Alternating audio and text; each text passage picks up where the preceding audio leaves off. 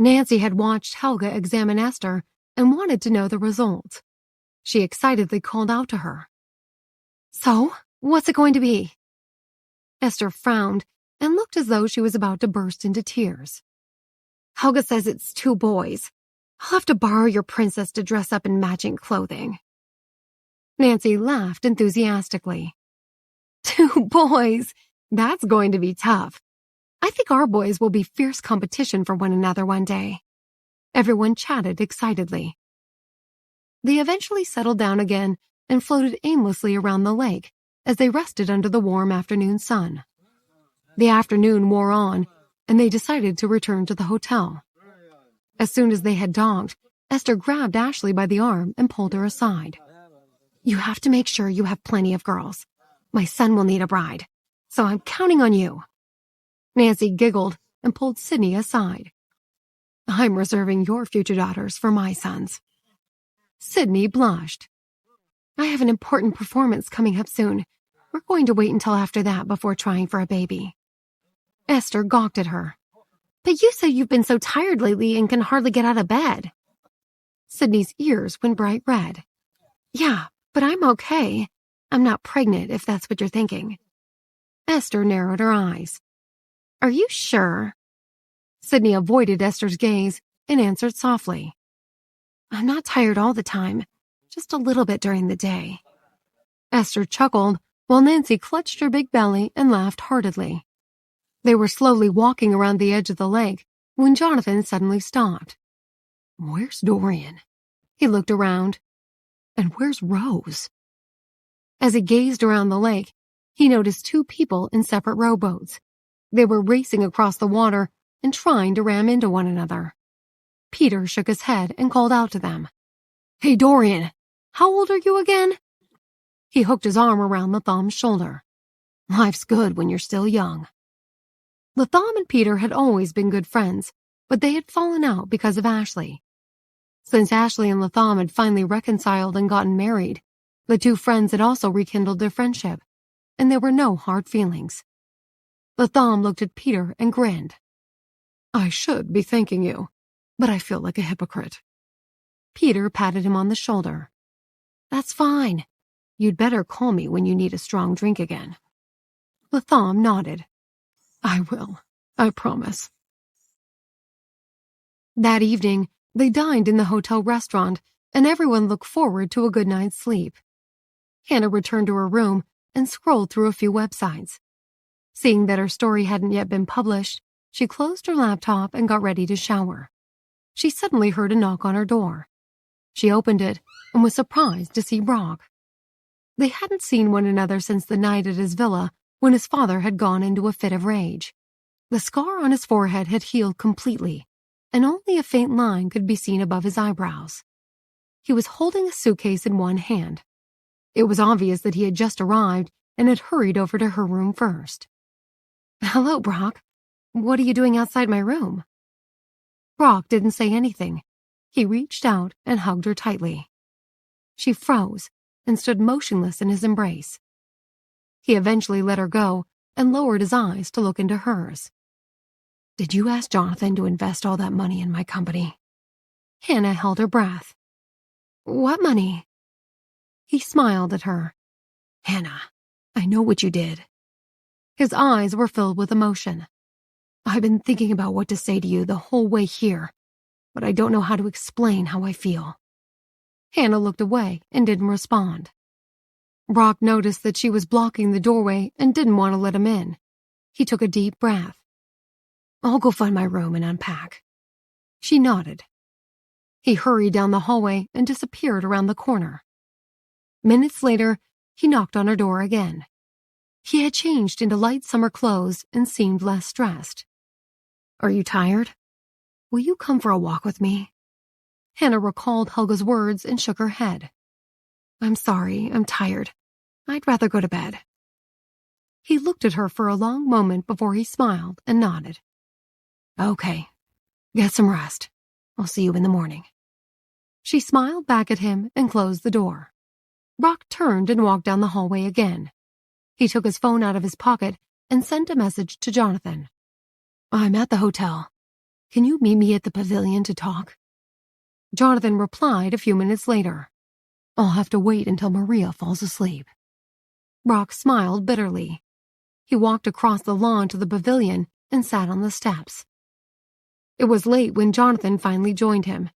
He was wearing a short-sleeved shirt and linen shorts. He sat down next to Brock. Brock took a cigar out of his pocket and offered it to Jonathan. Do you smoke? He shook his head. My pregnant wife can't stand the smell. It's best if you don't smoke around me. Speechless, Brock put the cigar back in his pocket. He stared up at the sky for a few minutes. I just wanted to say thank you. Unsurprised, Jonathan nodded. You're welcome. Remember, I'm also a businessman, so I hope to get something in return one day. Brock looked at him solemnly. I promise you will, but I also have something else to ask you. All right, go ahead.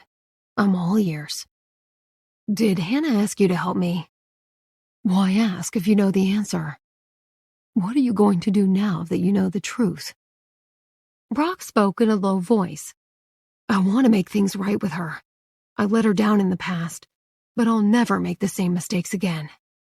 Jonathan sighed. You should be telling her this, not me. There are other ways to express how you feel. Taking a deep breath, Brock nodded. I know. I won't disappoint her ever again. That's good, Brock. So, am I right in understanding that I might be going to another wedding again soon? Before Brock could reply, Jonathan grinned at him. I think you might have a lot of hard work to do first. Brock recalled a quote he had read when he had first arrived in America. Every challenge you face today makes you stronger tomorrow. Jonathan stretched his arms and stood. I'm going back to my room now. Maria will worry if she wakes up and doesn't see me there. Do you realize that even though you're older than me, I'm already married with 3 children on the way, and you're still single? You'd better work hard to catch up. Brock shook his head. He didn't know why he had thought talking to Jonathan would be a good idea. He watched him go back into the hotel before he stood up. He took a deep breath. He still had to figure a few things out before he was ready to talk to Hannah. He thought about it for a while and decided to have a heart-to-heart conversation with her the following day. He wanted to explain everything to her in the hopes that they could have a future together. Brock struggled to fall asleep. He tossed and turned all night, unable to rest. He went to Hannah's room early the following morning. He knocked on her door and waited for her to answer. Hannah was usually an early riser and seldom slept in, so he began to feel anxious when she didn't answer. He went to the reception and asked them to check in on her. The concierge escorted Brock into her room, but it was empty. The receptionist then explained that Hannah had eaten an early breakfast and had asked to be taken to the city to explore. Honolulu was a popular tourist destination with plenty to keep visitors busy. Apart from a bustling theater scene, there were museums, trendy cafes, and extensive outdoor activities. Hannah had gone to the city center to deliberately avoid Brock because she still had unresolved issues to deal with. Helga's prognosis had left her feeling like she had a long way to go before her condition was cured. Even though Brock had severed all ties with his father, she was sure he still wanted to have children one day. She realized that having children wasn't necessarily a priority, but she worried he would feel differently in a few years. She was concerned that he would regret not having children in years to come when he saw all of his friends with kids. She imagined his company excelling and women throwing themselves at him. She already felt inferior because she couldn't fall pregnant, and she worried that her inability to bear children would strain their marriage and push him to seek someone else. Hannah had lost the ability to pretend that everything would turn out okay. She didn't believe in fairy tale endings anymore. The reality of life was harsh. But she found it impossible not to think about a future with Brock. She took a deep breath and went into a bookstore to find something to read. A young woman was standing at the door and handing out leaflets to passers-by. Hello, there's a new show premiering at the theater next door. We still have a few seats available if you want to watch it. Hannah took a leaflet and skimmed through the contents. The show seemed interesting. "Sure, where can I buy a ticket?" The young woman beamed at her. "The ticket office is at the theater entrance." Hannah smiled and headed toward the theater. The show was an adaptation of a classic novel. Hannah had read the book when she was still a student and had thoroughly enjoyed it. She hadn't expected to see a show and was excited for it to start. She entered the auditorium and switched her phone to silent. She waited about 20 minutes before the auditorium was filled with people, and the house lights dimmed. A bell sounded to indicate that the show was about to begin, and the curtains rose. At that time, Brock tried to call her. He had tried a few times, but she didn't answer. Becoming more anxious with every try, he eventually went to reception again to ask where she had been dropped off. He bumped into Jonathan and Nancy at the elevators. Jonathan noticed that Brock seemed anxious. "What's the matter?" "I can't get a hold of Hannah. I went to her room and she wasn't there. The receptionist said she asked the hotel to take her to the city for some sightseeing. I've tried calling her, but she's not answering." Jonathan took his phone out of his pocket and called Hannah's number. The phone rang once, and she answered with a whisper. "I'm watching a show at a theater near the city center." She had been rummaging through her handbag for a water bottle when she had seen her phone light up. He sighed and replied, "Okay, just be careful." He hung up and looked at Brock. "She's fine. She's watching a theater show." Brock looked helpless. His shoulders drooped, and he looked at the floor, dejected. Jonathan chuckled. "It looks like you won't be part of the family anytime soon." He put his arm around Nancy's shoulder and grinned at Brock. Without waiting for him to respond, he led Nancy toward the terrace for breakfast. But Brock didn't find the situation amusing. He gripped his phone tightly and kept quiet. He took a few deep breaths to calm down, and then went to reception to arrange a lift into the city. He found the theater and tried to buy a ticket, but the cashier explained that the show was sold out. He rubbed his forehead in frustration and found a bench opposite the entrance to sit on.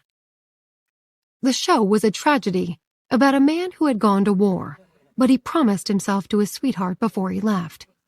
In the end, he died on the battlefield. His sweetheart waited for him where they had agreed to meet, but he never returned. She waited for decades and watched her friends and family have children and grandchildren. Her hair turned gray, and she sat on a rocking chair with a white cat on her lap. The cat toyed with an old doll. The doll's stuffing had started to spill out of the torn fabric. A gust of wind blew, taking some of the stuffing with it. The scene froze, and Hannah felt goosebumps on her skin. Her cheeks were damp, and she realized she had been crying. She squinted her red eyes in the bright sunlight as she exited the theater. She glanced at the other audience members and saw that many of them had also become emotional. As she tried to shake off her emotions, she suddenly noticed someone blocking the sunlight. She looked up and saw Brock. He rushed over to her, looking nervous. "Hannah, what's the matter?" She didn't know how to explain why she was crying. She had also not expected to see him. "It's nothing. It's just a sad ending." Brock never really understood why women always got so emotional from plays and television shows, but he tried to comfort her. "It's just a story. There's no need to cry. Let's go and sit somewhere." He took her hand to lead her, but she pulled him away. Brock let go of her and tried to coax her. "There's a bench over there. Let's sit there for a while." She reluctantly agreed, knowing that he would follow her wherever she went in any case. They sat on the bench in silence. Immersed in her thoughts, Hannah ignored him. He gazed at her for a long time, but she didn't even look at him. He sighed and leaned closer to her. "I'm going to get us something to drink. Please wait here for me."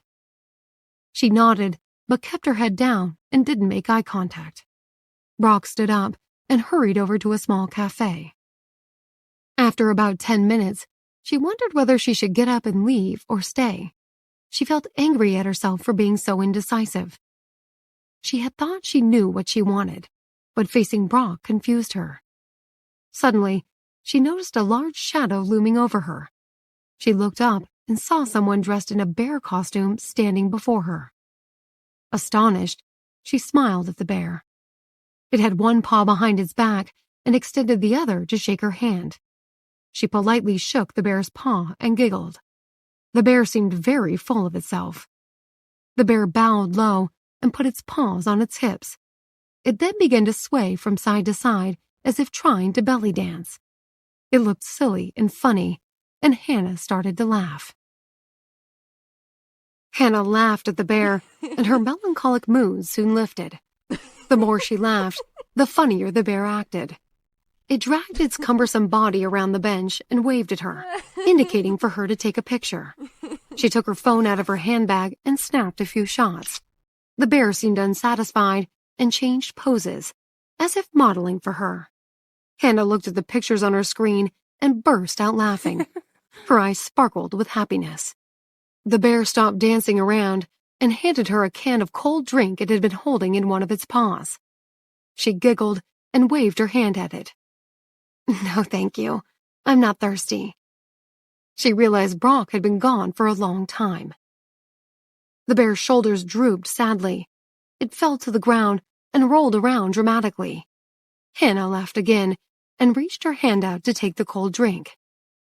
The bear jumped up, grabbed her arm, and hugged her. "Hannah not sad anymore?" the bear asked in a childish voice. Hannah gasped when she recognized the voice.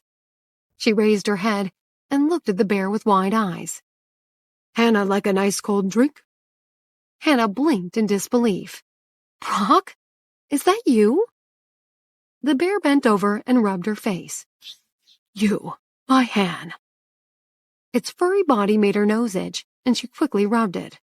She held the can of cold drink and stared at the bear. "Why are you wearing a bear suit?" She had suspected it was him from his cute dance routine. The bear shrugged. "Me want to make my hand happy." It paused for a moment. "Han, take a selfie with me?" Hannah smiled. She didn't want to miss out on the opportunity. Brock was much taller than her, and with the addition of 2 enormous bear ears, he towered over her. He held her by the waist, and she looked like a small child. Hannah stretched her arm and barely got them into the frame together. After taking a few photos, Brock let Hannah go. She heard his muffled voice through the bear's head. "I'm going to return the bear suit. Wait for me. I won't be long." Hannah giggled as he wobbled away. She sipped the cold drink he had given her and smiled happily. When Brock returned, his shirt, pants, and hair were drenched in sweat. He had a cold bottle of water in his hand and drank it in one gulp. He grinned at her. "There's an outdoor hot spring not too far from here. It's up the hill. Would you like to check it out?" Hesitant, Hannah shrugged. "Isn't that a bit of a climb?" "Don't worry. I'll carry you if you get tired." Brock wanted to keep her busy the whole day so they could spend as much time together as possible. Hannah sipped her cold drink. "Okay." It wasn't a long way up the hill to the hot springs. They caught a taxi to the foot of the hill and walked along a path to the top. Trees lined the pathway, and it didn't take long for them to reach the midpoint, where they saw stalls selling snacks for tourists and a stand hiring out bicycles. Brock's eyes lit up.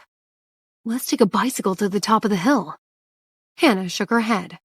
"I don't think I'll be able to ride up the steep slope." Undeterred, Brock had an idea. "Why don't we take a tandem bike?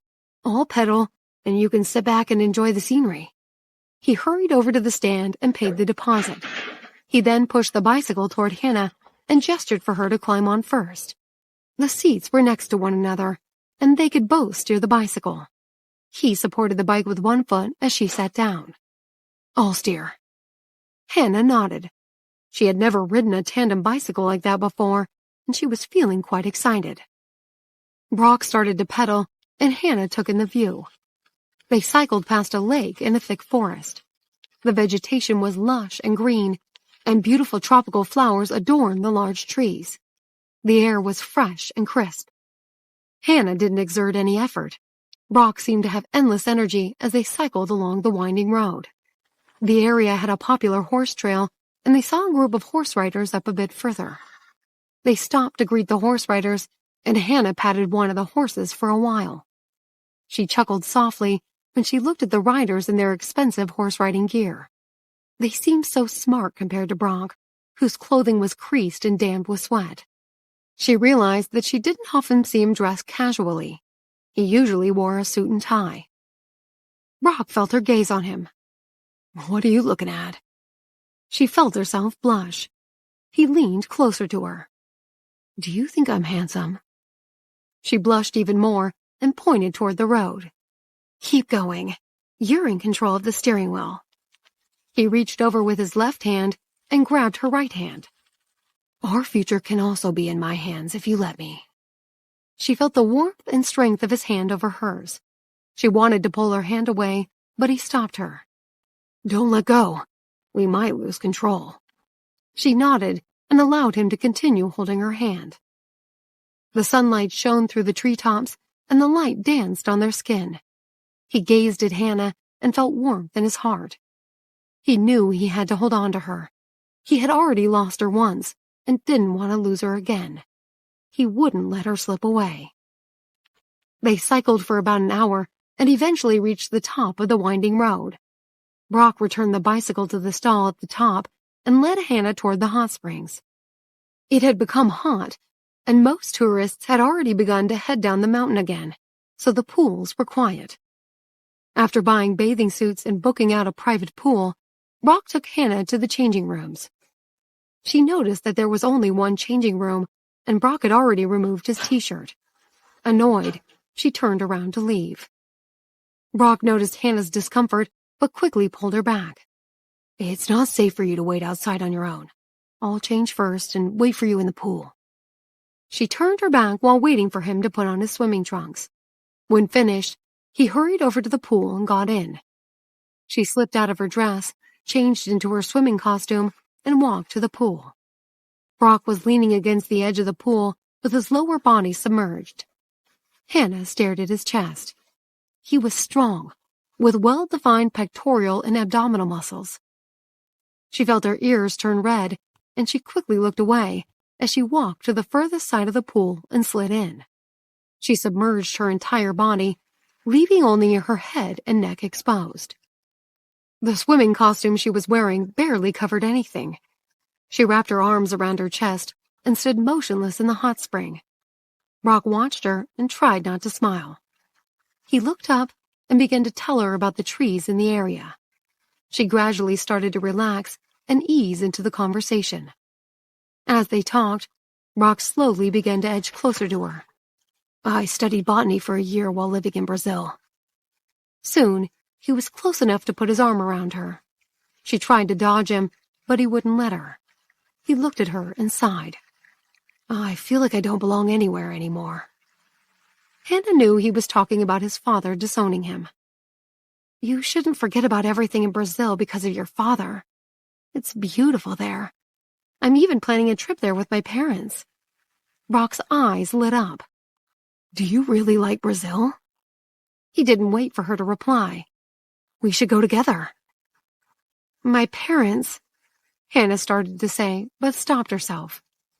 Brock knew that her parents didn't like him much, especially after all the drama he had put Hannah through. "It's fine. I understand. I'll apologize to them when we return after the wedding." He suddenly turned serious. "Hannah, I came looking for you this morning because I have something to say." Hannah didn't know how to react. She wished she could escape, but his arm was pinning her down. He locked eyes with her. "I wanted to say thank you for what you did for me and my company. I can't thank you enough." She lowered her eyes. "It's a pleasure. There's something else. It's about you and me." He pulled her closer to him, and she tried to struggle free, but he held her tightly. His hand touched her stomach. "I'm sorry about what happened that day when you fell down the stairs. It was all my fault. I've regretted my actions for a long time." Hannah froze. She guessed that he knew, but she wasn't sure. Brock took a deep breath. "I thought you and Ezra were in love, but when you asked Jonathan to help me, I realized I was wrong. Did you lie to me because of your condition? Hannah was too nervous to answer. She had hidden some things deep in her heart, and although Brock knew, it was different for her to say it out loud. Seeing that she did deny it, Brock knew he was right. He hugged her and turned her to face him. He looked at the beautiful woman in his arms. Do you know how I ended up where I am now? Hannah felt awkward, but she let him continue speaking. Tell me. He smiled gently. My father sent me to a boarding school for a few years. I worked hard, but he never praised me. It didn't matter that I got full marks or achieved the best results in the class. When I hurt myself at school, the teachers would worry about me, but not my father. He only cared that I finished my schoolwork. He paused momentarily, as if trying to keep track of what he wanted to say. I once ran away from home. My father eventually found me and took me back home, but he beat me and locked me in the basement for several days. I was dehydrated when he finally let me out. Hannah's eyes went wide. Hannah, I may have flaws in my personality because of my childhood. I know it's not an excuse, but that's why I behaved the way I did when we first got married.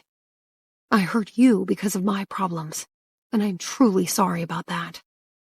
Hannah bit her lips, but kept quiet. I've spent many years of my life hating Louis, but the truth is, I was obsessed with getting him to acknowledge me. All I ever wanted was for him to praise me.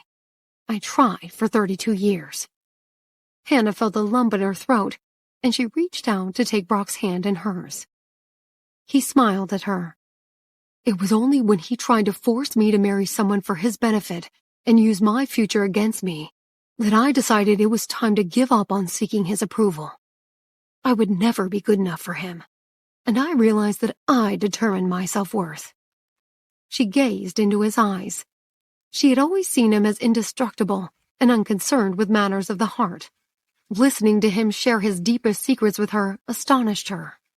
Han, the point I'm trying to make is that there is no guarantee of love between father and son, even if they are related by blood. He looked into her eyes.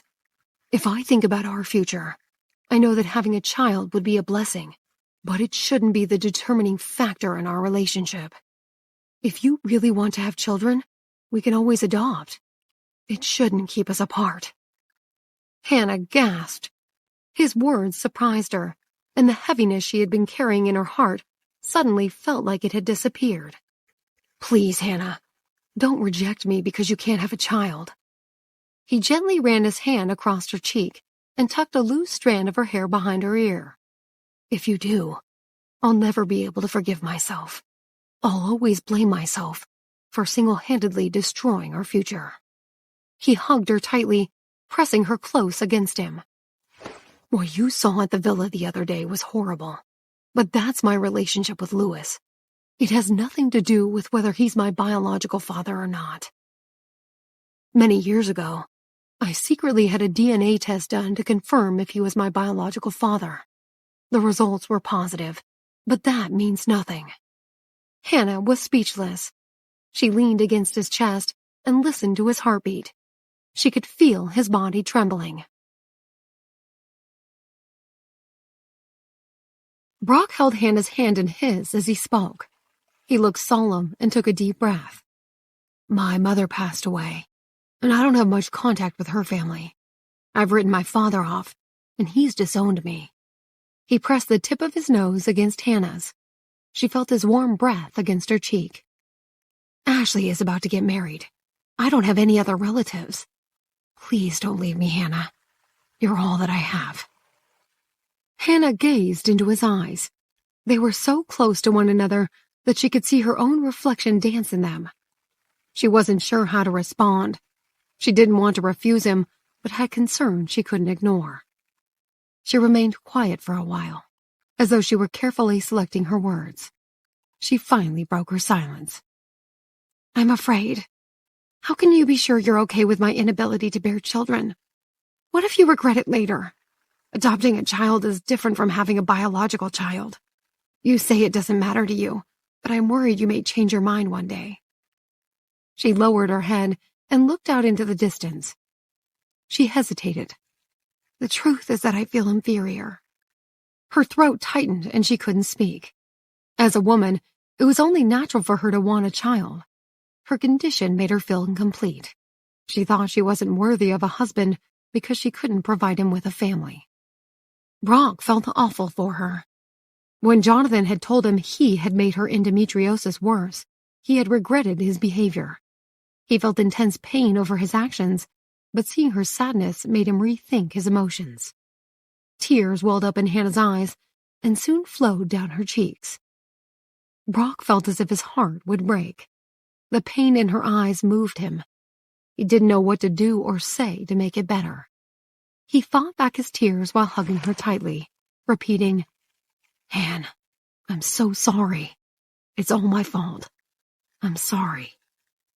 Even though Hannah had suffered because of him, she had still shown him kindness. It was as if she would rather torture herself than blame him. He wiped her tears away. "Don't be so sad, please. You must never feel inferior. You're perfect.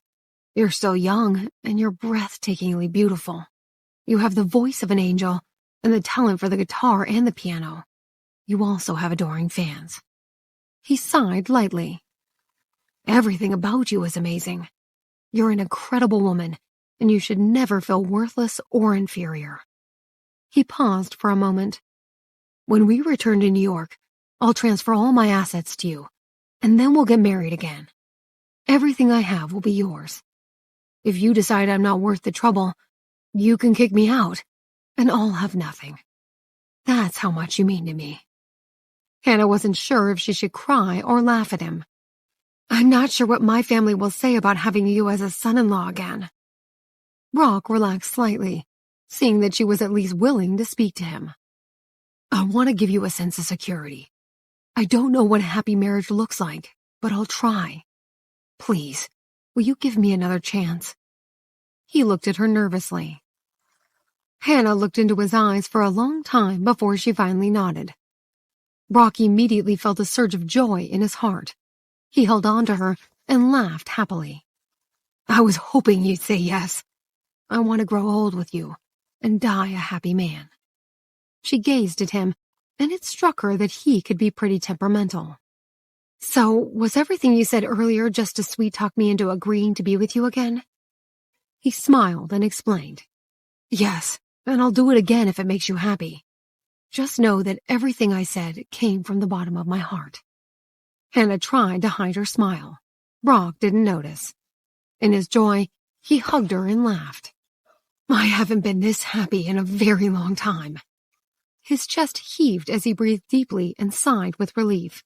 He moved his arm and accidentally splashed water on her face. She shifted her weight. "It's uncomfortable to sit like this." His eyes darkened. "Don't you want to sit on my lap anymore?" He lifted her off his leg and moved her to a small step. "Is this better?" He stood in front of her and put his hands around her waist. His voice became hoarse as he leaned closer and whispered, "You seem tired. I think I'll have to do something about that." Their foreheads touched, and they felt each other's breath on their skin. Hannah saw the passion in his eyes and leaned back, but he caught her in his strong arms. She squirmed shyly. "You said you wouldn't do anything." He smiled. It was a little white lie. He put his mouth next to her ear. "A man will say that even though he doesn't mean it. It's just like a woman who says she wants to be left alone, but actually wants to be held." Hannah gasped and blushed. She couldn't believe he could be so shameless. She lowered her head and nuzzled his neck.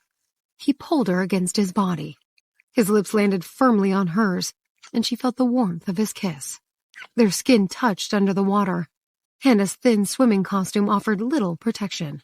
He ran his hands over her body and gave her small kisses on her neck, working his way up to her lips again. She giggled softly and surrendered to him. The warm water splashed over the pool's edges as their bodies intertwined. They lost all sense of the world around them. It was just the two of them. Time stood still, and nothing else mattered.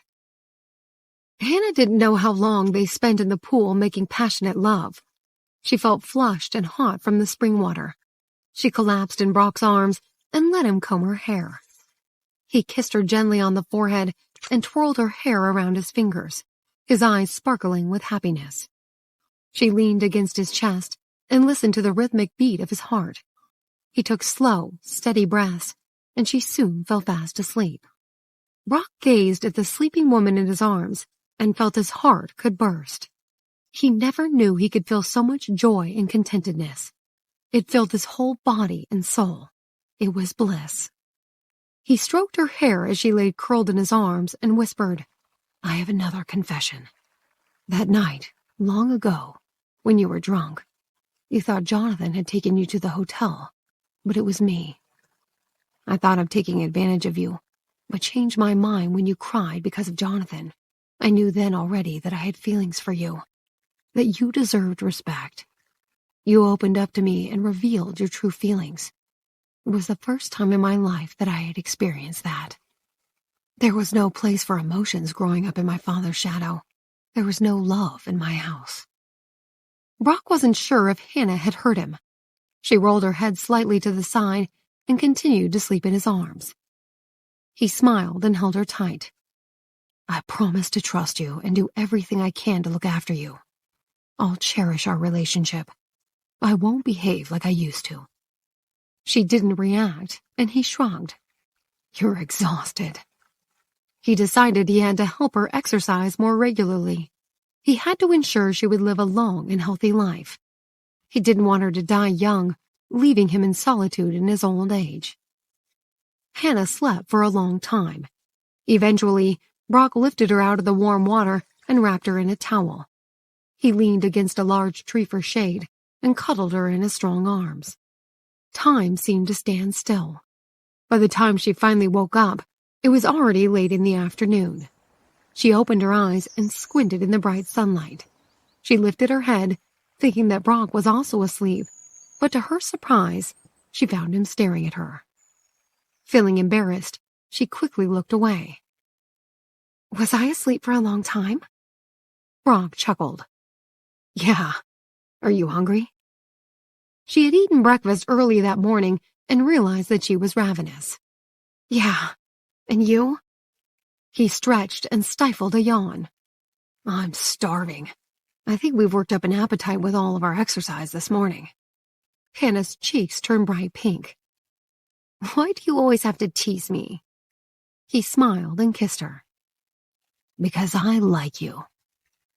She hadn't expected him to say that, and her heart skipped a beat. Brock helped her up and led her to the changing room. "Let's get dressed and find something to eat." They found a small cafe near the hot springs and ate a light lunch.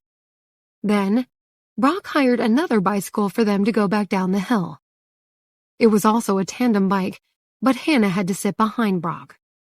They sped down the hill, and Hannah flung her arms around him in fright.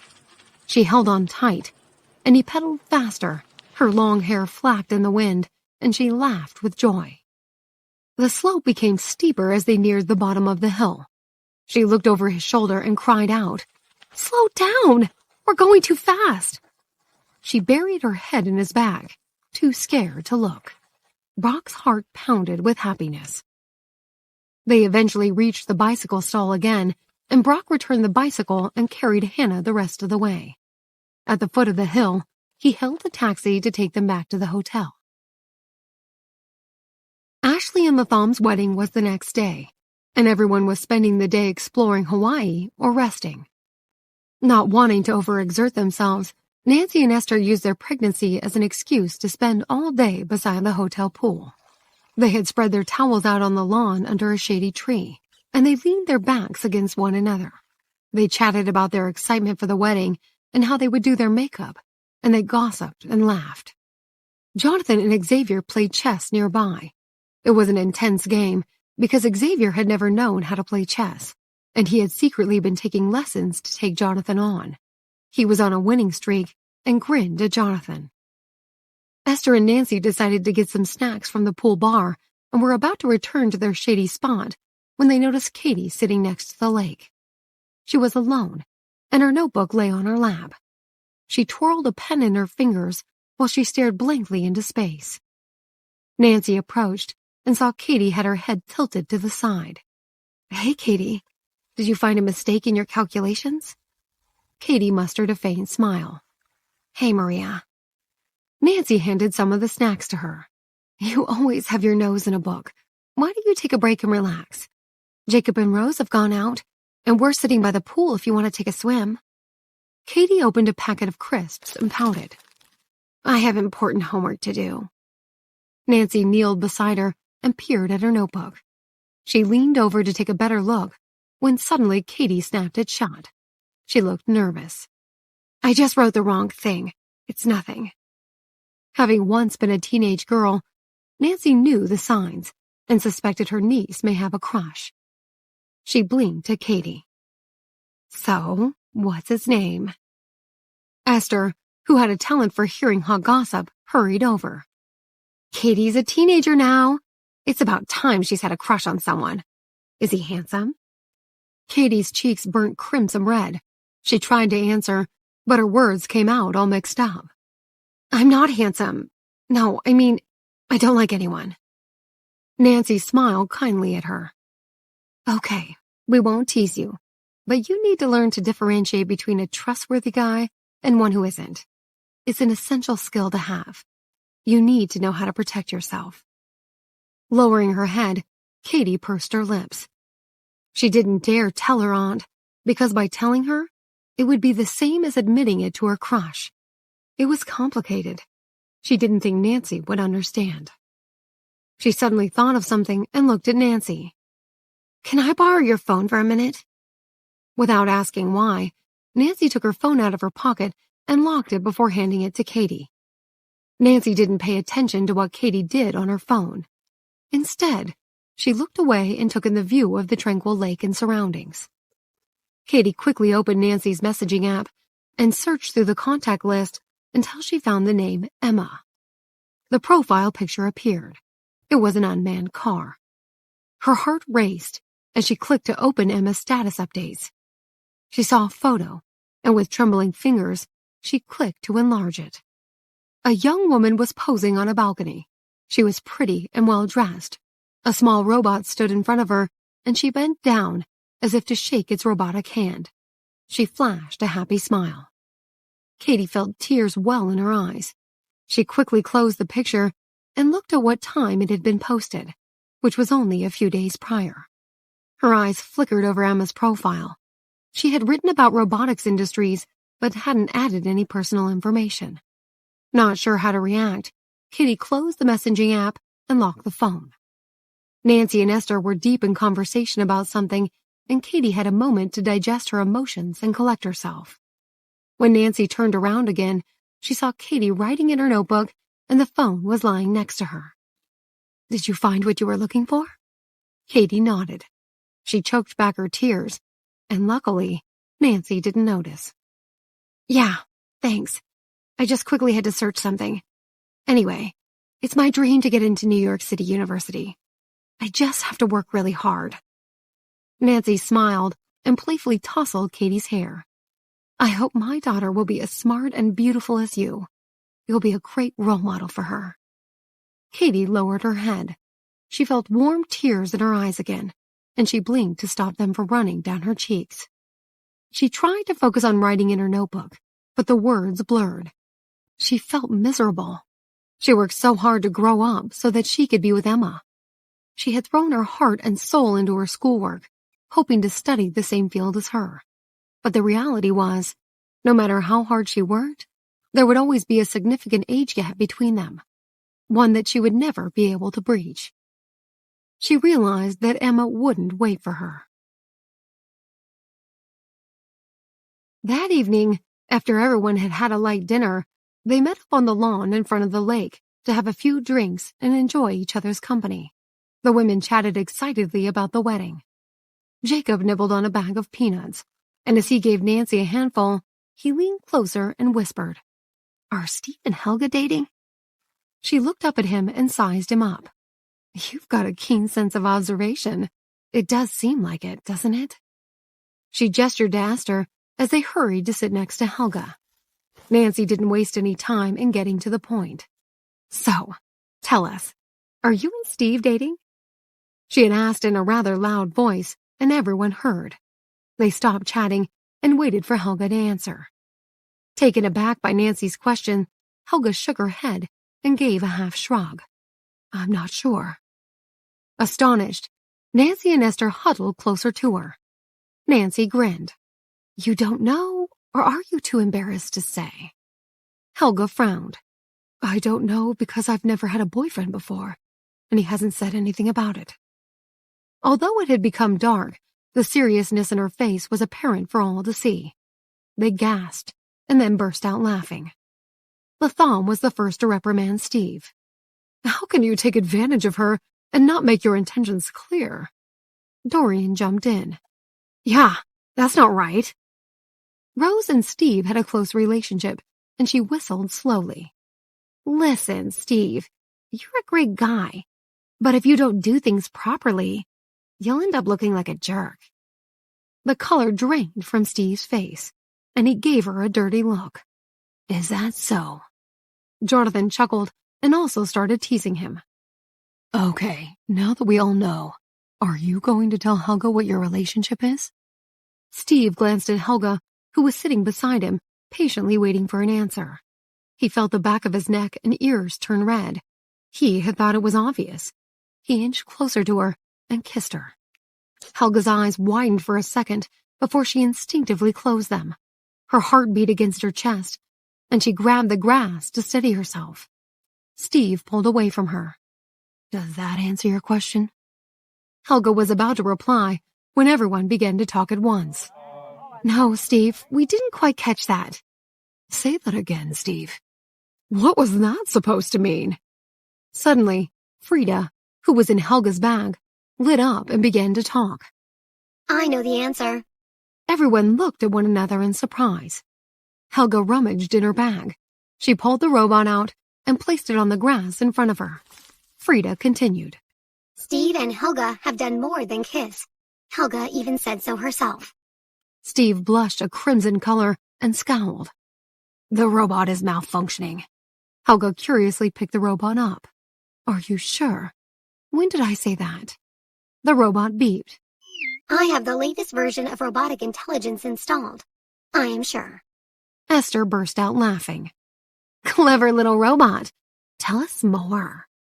Lights flashed on the robot's control console. Helga was drunk, but before she got drunk, she said that they'd been to third base. I don't know if they got further later that night when she was drunk and they were in her room. Everyone turned to stare at Steve. He sat deadpan and shifted his gaze away from them. Excited, Dorian moved closer to the robot. How long were they in Helga's room for? Without missing a beat, Frida replied. 13 minutes and 37 seconds. Steve couldn't bear it any longer. He snatched Frida out of Helga's hands and switched the robot off. There was a stunned silence, and then everyone roared with laughter.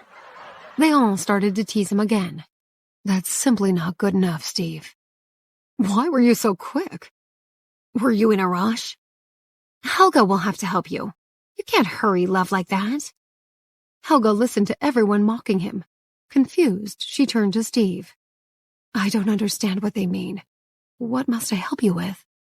Furious, Steve grabbed her by the wrist and pulled her up. Come with me. She could sense his anger as he led her away, but she didn't know why he was so mad. Even more confused, she hurried to keep up with him as he strode back to the hotel. She thought that perhaps he needed something to calm him down, and she wondered which of her medical tinctures she should give him. They walked down the hallway until they reached his room. With one movement, he swiped his keycard, pushed the door handle down, and swung the door open. The room was dark, with only a small bedside lamp switched on. He pulled her into the room and slammed the door shut. Steve, she started to say, but he pressed his lips firmly against hers. He clasped her hand in his, and she pulled her other hand against his chest and grabbed his shirt. She tried to open her mouth to ask him what he was doing, but he kissed her even more passionately. His power kiss swept her off her feet. Her mind went blank, and the confusing conversation from earlier disappeared from her thoughts. She was only aware of his intense embrace and the sweet taste of his lips on hers. It felt as if the room had begun to spin and nothing else in the world existed. He pressed her body against the door. She breathed in the seductive scent of his cologne. He wrapped his arms around her, and she felt his burning desire. After what seemed like an eternity, he gently pulled his lips away. He touched his forehead against hers and whispered hoarsely, "Have I made my intentions clear enough yet?" Helga blinked, and her cheeks turned pink. Recognition dawned on her face. "So, are we boyfriend and girlfriend?" Steve tucked a strand of Helga's hair behind her ear. "You've never been kissed like that before, have you?" Helga lowered her eyes shyly. "No, you're the first." He smiled. "And the last." He intertwined his fingers with hers. She held her breath. She had always found him abrupt and rough around the edges, and his tenderness surprised her. He lifted her chin toward him. "Have I now taught you enough?" She narrowed her eyes slightly and frowned, vaguely recalling that he had said he would teach her how to kiss. "I'm not sure," she replied coyly. He grinned and ran the back of his hand across her cheek. "I'll have to give you another lesson. Didn't you say you're a fast learner?" "I'm good at learning about medicine, but might need more time with other things." Steve chuckled softly and lowered his head to kiss her again. His touch was gentler than before, and Helga felt her body tingle. Her legs felt weak, and she pulled her arm around his neck to steady herself. He pulled her close to his body and tightened his grip around her. "Close your eyes." She wanted to tell him that her eyes were already closed, but the touch of his warm and soft lips left her breathless. She began to tremble and relaxed in his arms. There was a heated discussion taking place outside on the lawn. "They've been gone for more than 20 minutes already." "Yeah, they're going to beat their current record of 13 minutes. Knowing Steve, he's going to wait at least half an hour before coming out." "They might not come out at all." Everyone laughed and joked. Jonathan decided to send Katie to get some snacks before the conversation became too salacious. Once she was gone, they quickly discussed what they thought Steve and Helga were getting up to.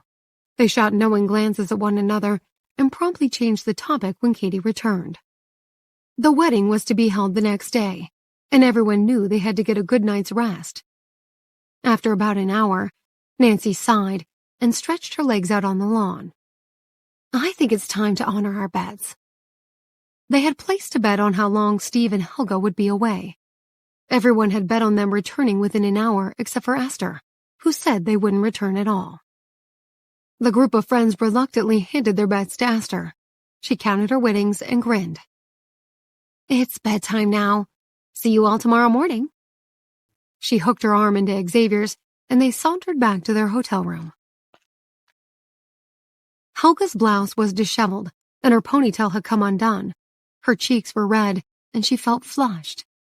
She unbuttoned her thin sweater and let it slide off her shoulders. The lights were on, and Steve was sitting beside her. They had been sitting on the couch in silence for over half an hour. Steve's room was on the same floor as Jonathan's, and they heard the sound of voices in the hallway. Helga assumed everyone was returning to their rooms to retire for the evening. She touched her swollen lips and thought about Steve's passionate kisses. A tingle ran down her spine. He hadn't just kissed her. He had slid his hand under her blouse. Her heart began to beat faster as she recalled the feeling of his fingers softly caressing her skin.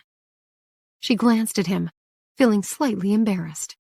Vague thoughts floated in her mind until she suddenly realized something. They had almost taken their desire to the next level. She blushed at the thought of it and lowered her gaze. Steve was having similar thoughts. He felt that he had been reckless with her. He recalled kissing her and carrying her to the bed. He had stopped himself just in time. He wanted to take it slowly with Helga. He felt that it was important for the relationship to grow steadily. He didn't want to rush into things with her and ultimately scare her off. They hardly knew each other and only had recently acknowledged the chemistry between them. While his heart burned with desire for her, he didn't want to ruin their new, fragile bond. He was determined not to mess it up. He turned to gaze at Helga. She looked beautiful in the soft light. He took her hand and placed it in his palm. She trembled slightly and bit her lip. His voice was still slightly hoarse. "I hope I didn't scare you just now."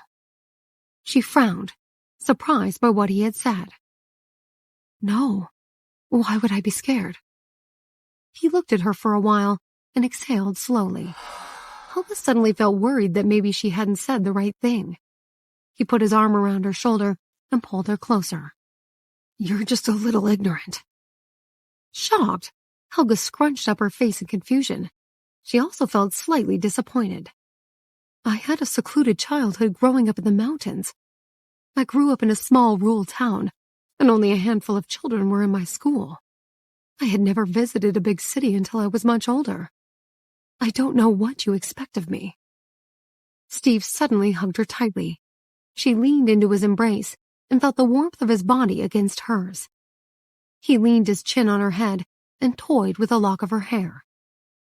"You know what? You're perfect as you are. Don't ever change." "Why?" Steve smiled. "Because I like you." Helga's heart skipped a beat.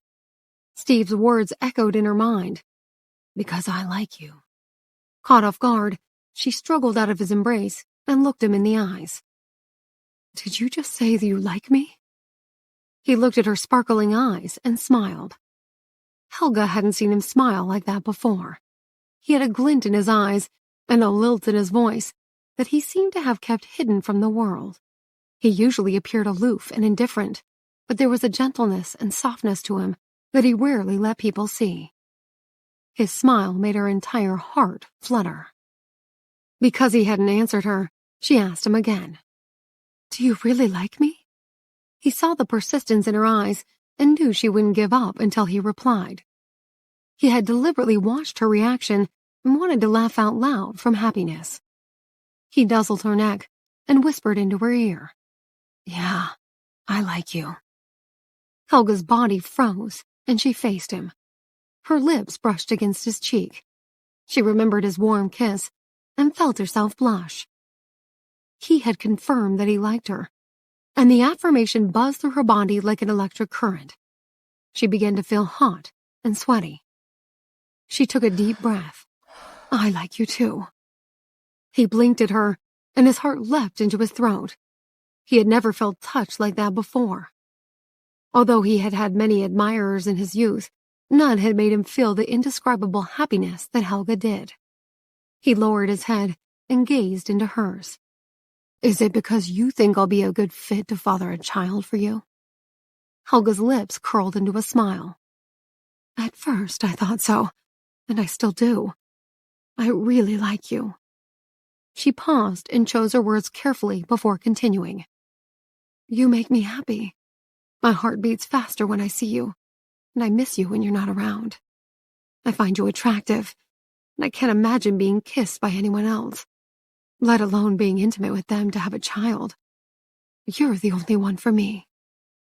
The room was quiet, and her words rang in his ears. He felt as if his heart would burst with joy.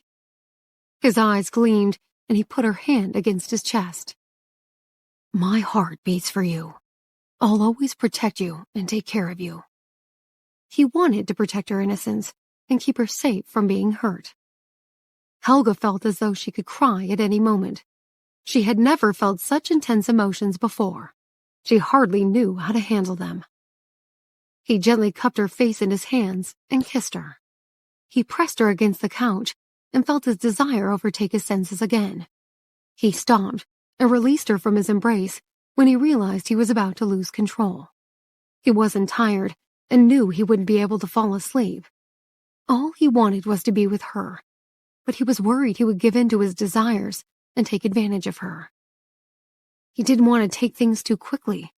Their relationship was too important to him, and he had to slow down. He stood up and smoothed his hair. "Let's go down to the lake. We could row out to the middle, and look at the stars. Helga slowly sat up and tried to straighten her skirt. She felt slightly embarrassed because she realized why he had suddenly stopped kissing her. As a doctor, she knew about the human body and the physiological changes that occurred during heated passion. She had noticed it with Steve when they had lain on the bed and again on the couch. When she had been studying, learning about such things hadn't fazed her in the slightest. But it was different now. She was unable to ignore the burning sensation she felt with him. She stood up and put on her sweater. That sounds like a good idea. I'd like that very much. The room was hot and stuffy, and she felt she could do with a breath of fresh air. Helga went to the bathroom to freshen up. She splashed cold water on her face and tied her hair in a ponytail. She smoothed the wrinkles on her skirt and took a deep breath. Her cheeks were rosy and her eyes twinkled. Ashley and Latham had booked out the entire hotel for their wedding, and because everyone had gone back to their rooms for the night, there was no one else outside. Steve and Helga walked across the lawn toward the lake, holding hands. They found a rowboat, and Steve held it steady while Helga climbed in. He then used the oar to push the boat away from the jetty, and it quietly rowed to the middle of the lake. The bright moon hung in the sky, and the reflection of the stars twinkled on the water's surface. Helga leaned back and loosened her hair. Her long locks cascaded over her shoulders and shimmered in the moonlight. She gazed at Steve with sparkling eyes. Steve took in a long breath. She looked like an angel, serene and beautiful. He pulled his phone out of his pocket and snapped a photo of her. He recalled the time when they had first met. He hadn't liked her very much. She had come across as strange, and he had thought her to be a charlatan. But gradually, he had learned more about her and spent time with her. He had realized that she was a kind and innocent woman with a pure heart. They floated on the lake and gazed at the night sky, content in each other's company. Eventually, Steve rowed them back to the jetty and secured the rowboat before helping Helga out. He picked her up like a small child and carried her across the lawn toward the hotel. Neither of them said anything. Helga leaned against his chest and felt a sense of bliss. She wanted to tell the world she had met someone who made her happy. She wanted to shout out that she was falling in love. Steve took her back to her room and kissed her goodnight. He whistled softly as he returned to his room. Lying on their beds in separate rooms, they thought about each other and wondered what the future would hold. Steve woke up to the sound of someone knocking loudly at his door. It was Jonathan. "Wake up! The wedding is starting in half an hour." Steve groaned and rolled out of bed. Jonathan knocked again. "I hope you didn't overexert yourself last night. You're hardly 30, and you sound like an old man." Speechless, Steve ignored him and took a quick shower. He dried his hair with a towel and got dressed. Helga sat in front of a mirror in another hotel room. She had also overslept, and Nancy had eventually woken her up. Because she seldom wore makeup, Esther had kindly offered to help her. She looked at herself in the mirror and recalled the previous evening. A warm feeling washed over her, and she smiled. After Esther finished putting foundation and blush on Helga's face, she added some mascara and lipstick. Nancy was impressed.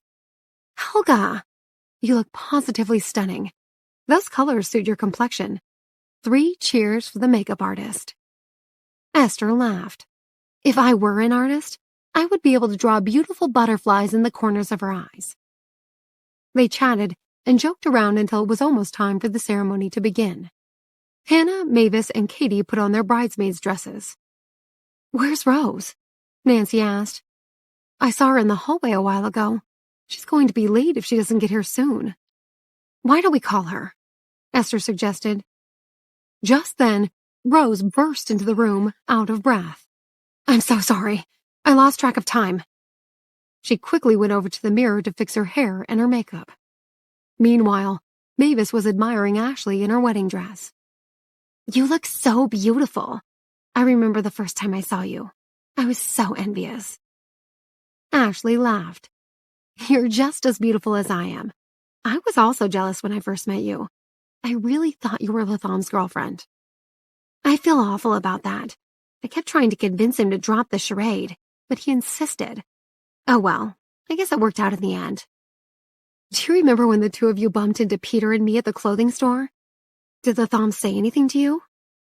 Mavis thought for a moment. He got incredibly jealous. He put up a good front, but I thought he was going to break down and cry after we left the store. Ashley giggled. Just then, they heard a knock at the door, followed by Latham's voice. Katie gasped. It's the groom. Quick, Ashley, hide in the bathroom. It's bad luck for him to see the bride before the ceremony. Ashley didn't think it was necessary.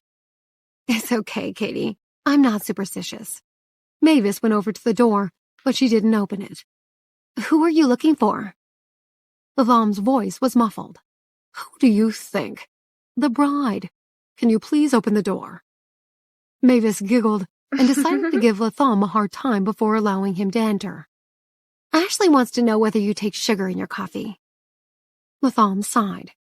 Tell her I love sugar and want lots of sugar from now on. Now quit kidding around and open the door, Mavis.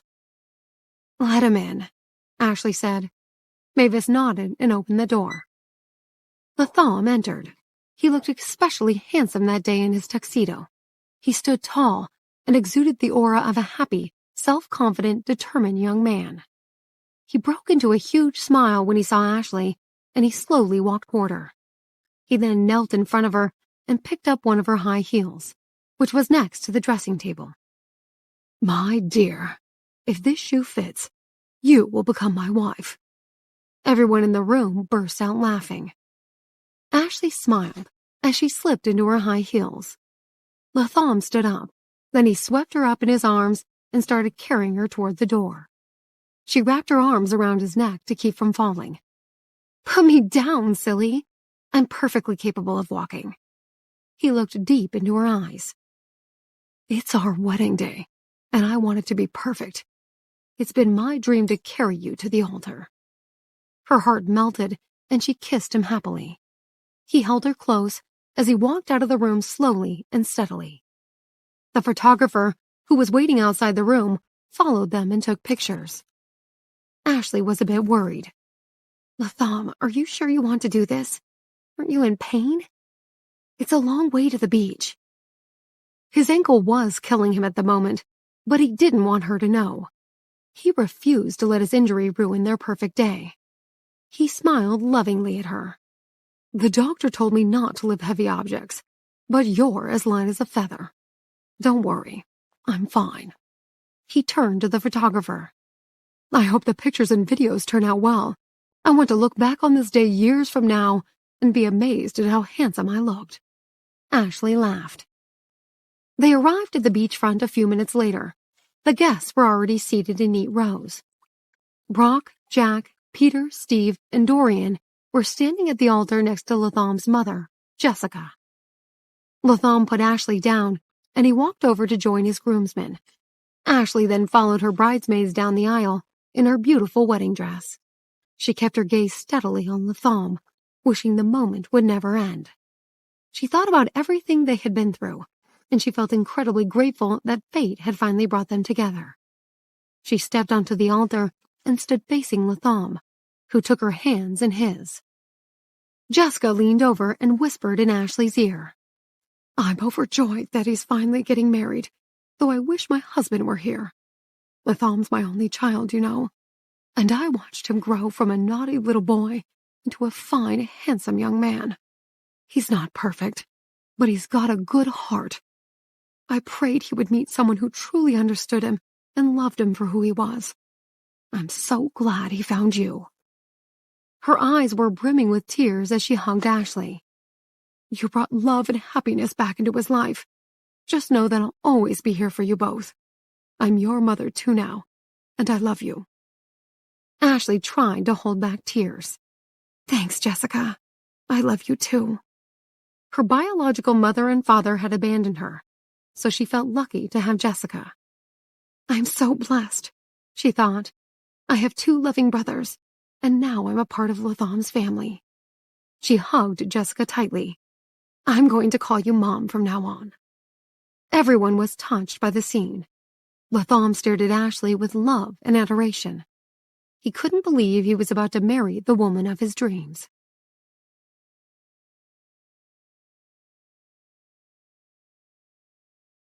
Nancy dabbed at her eyes with a tissue. Weddings always made her cry. She turned around in her seat and saw that Jacob was just as emotional as she was. She smiled at him through her tears, and she reached out for his hand. She knew he was thinking about their parents, wishing they were there. Jonathan smiled sympathetically at them, and he took Nancy's other hand in his own. His touch was powerful and warm, and it had a calming effect on her. The ceremony was coming to an end. Latham and Ashley exchanged rings, and they were declared husband and wife shortly after. He lifted her veil, and they shared a passionate kiss. They smiled happily as everyone clapped and cheered. Helga stood behind Ashley with the other bridesmaids. It wasn't her first wedding, but it was the first time she felt the pang of jealousy and longing. She looked down at her pink bridesmaid dress, wondering whether she would ever be a bride. She glanced at Steve, who happened to meet her gaze at that moment. She thought he looked incredibly handsome that day. She smiled at him, and he smiled back, making her feel warm and tingly inside. Rose, who was standing next to Helga, caught Dorian looking at her, so she quickly averted her eyes. When she looked back at him, he looked away. She tried to catch his attention, and she became annoyed when he pretended not to notice her. He was acting very strange.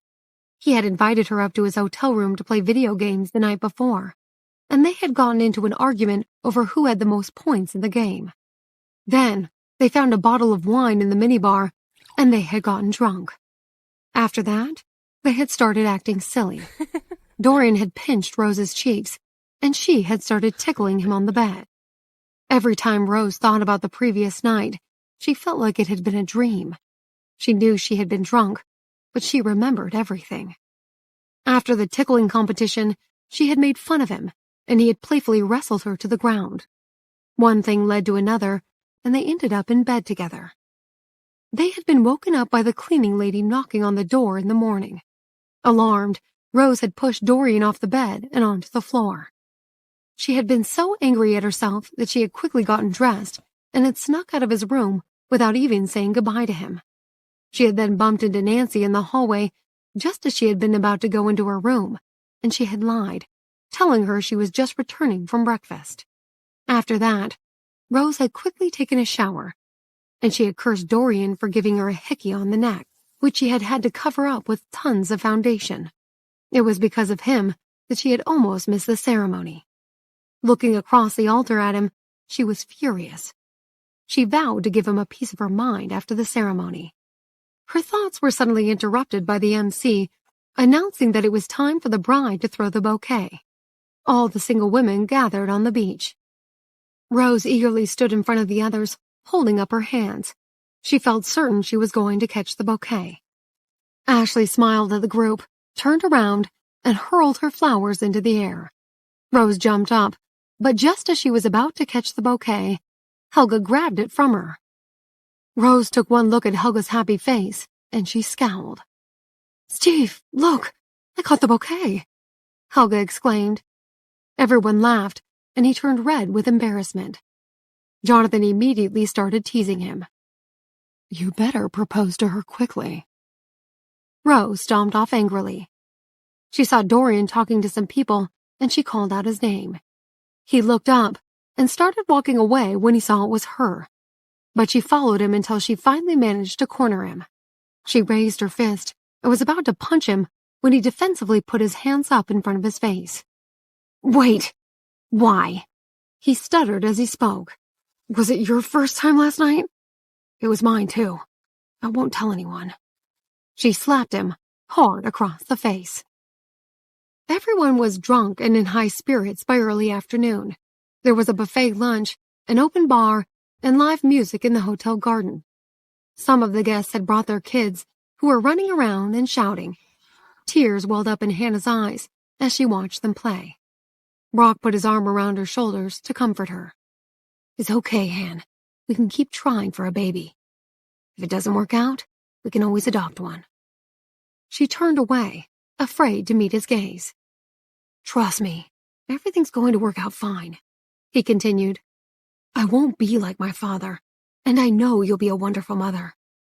Doesn't matter whether we have a biological child or an adopted one. We'll love them all the same." Hannah shielded her eyes from the bright sun and gazed into the distance. "Okay, we'll see." He smiled and pulled her into his arms. "Come on, let's eat something. What are you in the mood for? I'll bring you a plate." "Seafood. I think they're serving crab." He frowned. "Are you sure? It's full of cholesterol." She laughed. "Okay, how about some king prawns then?" He kissed her tenderly before heading off to the buffet table. He returned a few minutes later with a plate of food. Instead of giving it to her, however, he held the fork up to her mouth to feed her. She playfully rolled her eyes. "Are you always going to treat me like a child?" He looked at her intently. "I'll care for you until the day I die, Han. I just hope I go before you do." "Why would you say something like that?" He shrugged. "Well, I'm a few years older than you, and women usually live longer than men. But don't worry, I'll stick around for a while. And when I die and you marry some rich, handsome young guy, I'll rise from the depths of my grave to haunt you." She burst out laughing. During the wedding reception, Jonathan's phone rang. He was surprised to see that someone in Cuba was calling him. "Hello, Mr. Davis. The person said. You don't know me, but I work for the Davidson family. I'm afraid I have some terrible news. Matthew has been poisoned, and he's in the hospital's emergency ward as we speak. It's all very strange. His son mentioned a will." Jonathan cut him off. "Which son? You mean Frederick?" "Yes. We suspect he's the one who poisoned Matthew. The entire family is shocked. Matthew was in good health, so there was no reason for him to draw up a will. But he has lawyers with him now to draw one up. I'm afraid things might not turn out in your favor if you aren't here." "Okay, thanks. I'll take the first flight to Cuba." Jonathan hung up, and he saw that Nancy was looking at him with a worried expression. "It's Matthew. He's in the hospital. Apparently, Frederick poisoned him.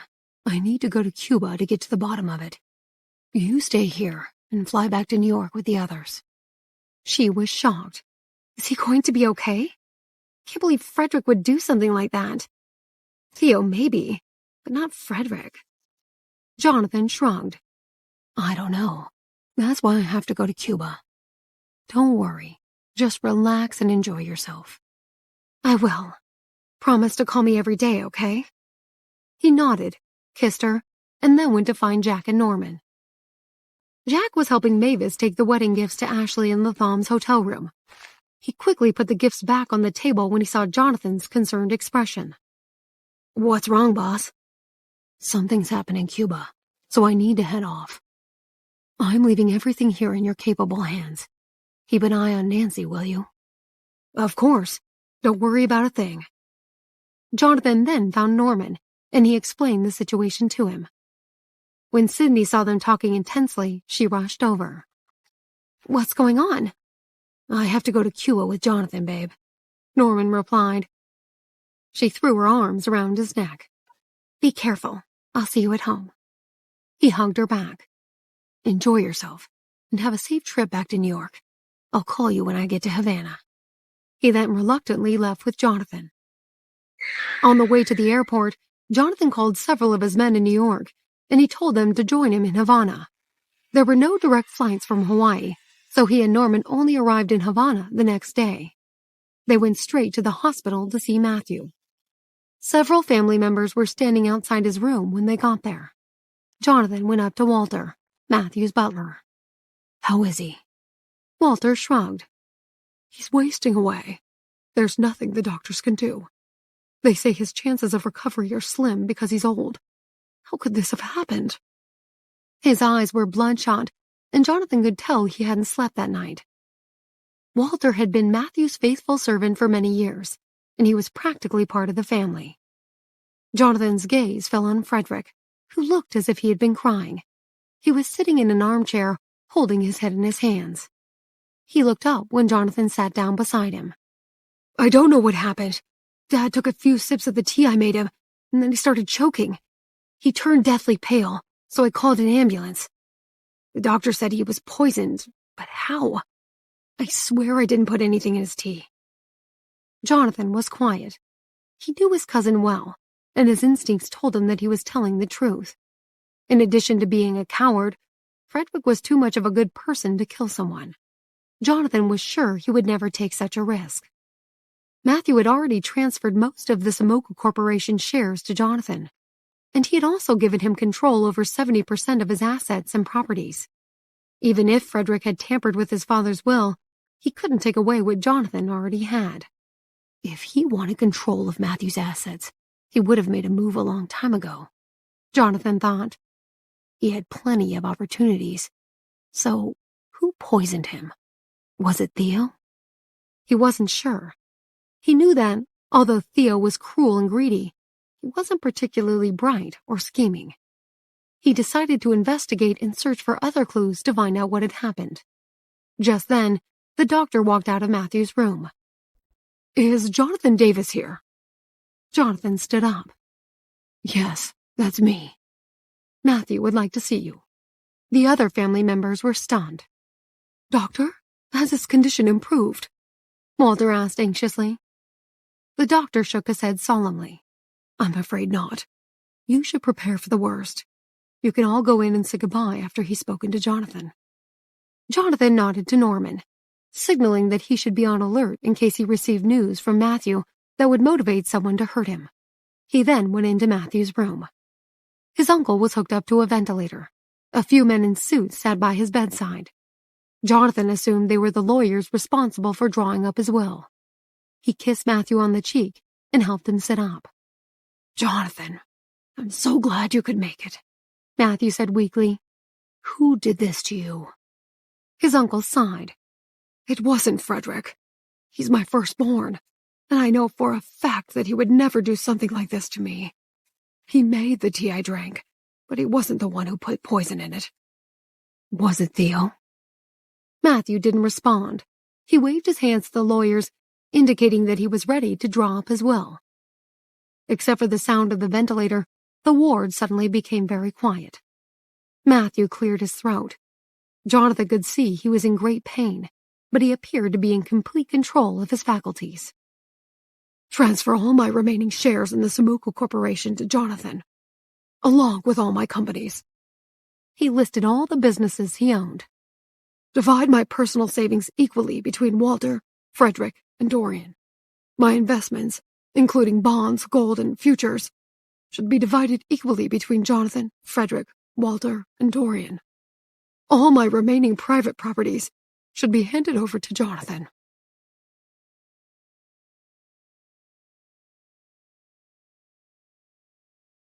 After Matthew finished giving his instructions to the lawyers, he heaved a sigh of relief and collapsed back onto his pillow, as if the life had suddenly gone out of him.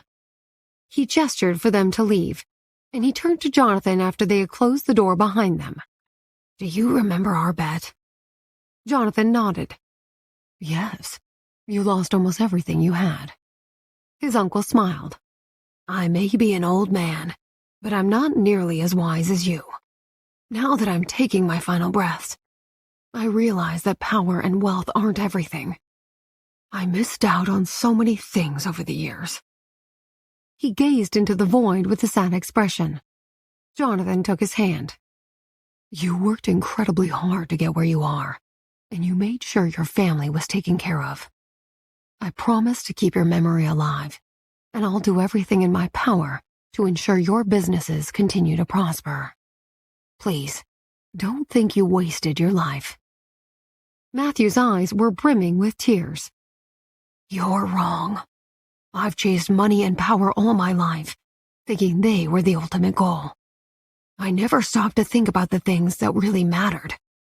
Money and status mean nothing in the end. They don't provide happiness.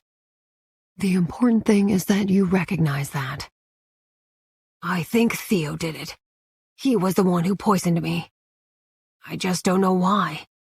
I gave him everything he ever wanted, but look where it got me." "Are you sure? What was his motive?" he suddenly realized that Matthew must have known Theo was plotting against him all along. Matthew nodded. I'm absolutely sure it was him. I don't know what his motive was, but it doesn't matter. He let me down, just like Alexander did. You have no idea how many times I wished I had a son like you, Jonathan. I always envied your father. You've been like a father to me, Matthew. And I have some good news. Nancy's pregnant. We are having triplets. Matthew smiled. That's wonderful. I'm so happy for both of you. I'm just sorry I won't be around to see them. He coughed. I think it's time to call the others in. Jonathan went out to get the rest of the Matthews family. Walter, Frederick, Theo, the housekeeper, and a few other family members entered his room a moment later. I just drew up my will with the lawyers, Matthew announced as they gathered around his bed. Theo, my son, you disappoint me. I've been so good to you, and I thought I could trust you. Theo frowned. I don't know what you're talking about, Dad. He had hoped that his father would die as soon as he had consumed the poison, but he had lived long enough to write his own will, so the one that Theo had forged was useless. Matthew ignored him, and he turned to his eldest son. Frederick, you've made me proud over the years.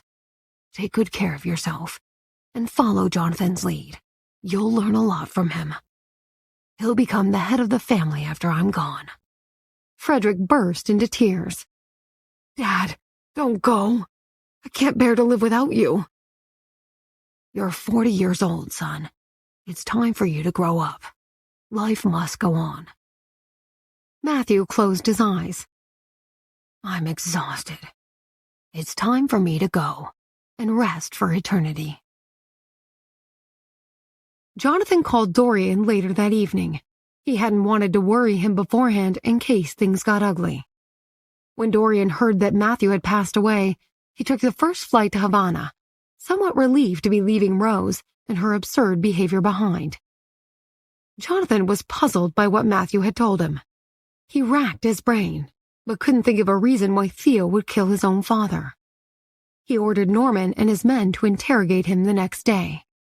Theo immediately crumbled, and he told them everything even before they had a chance to threaten him.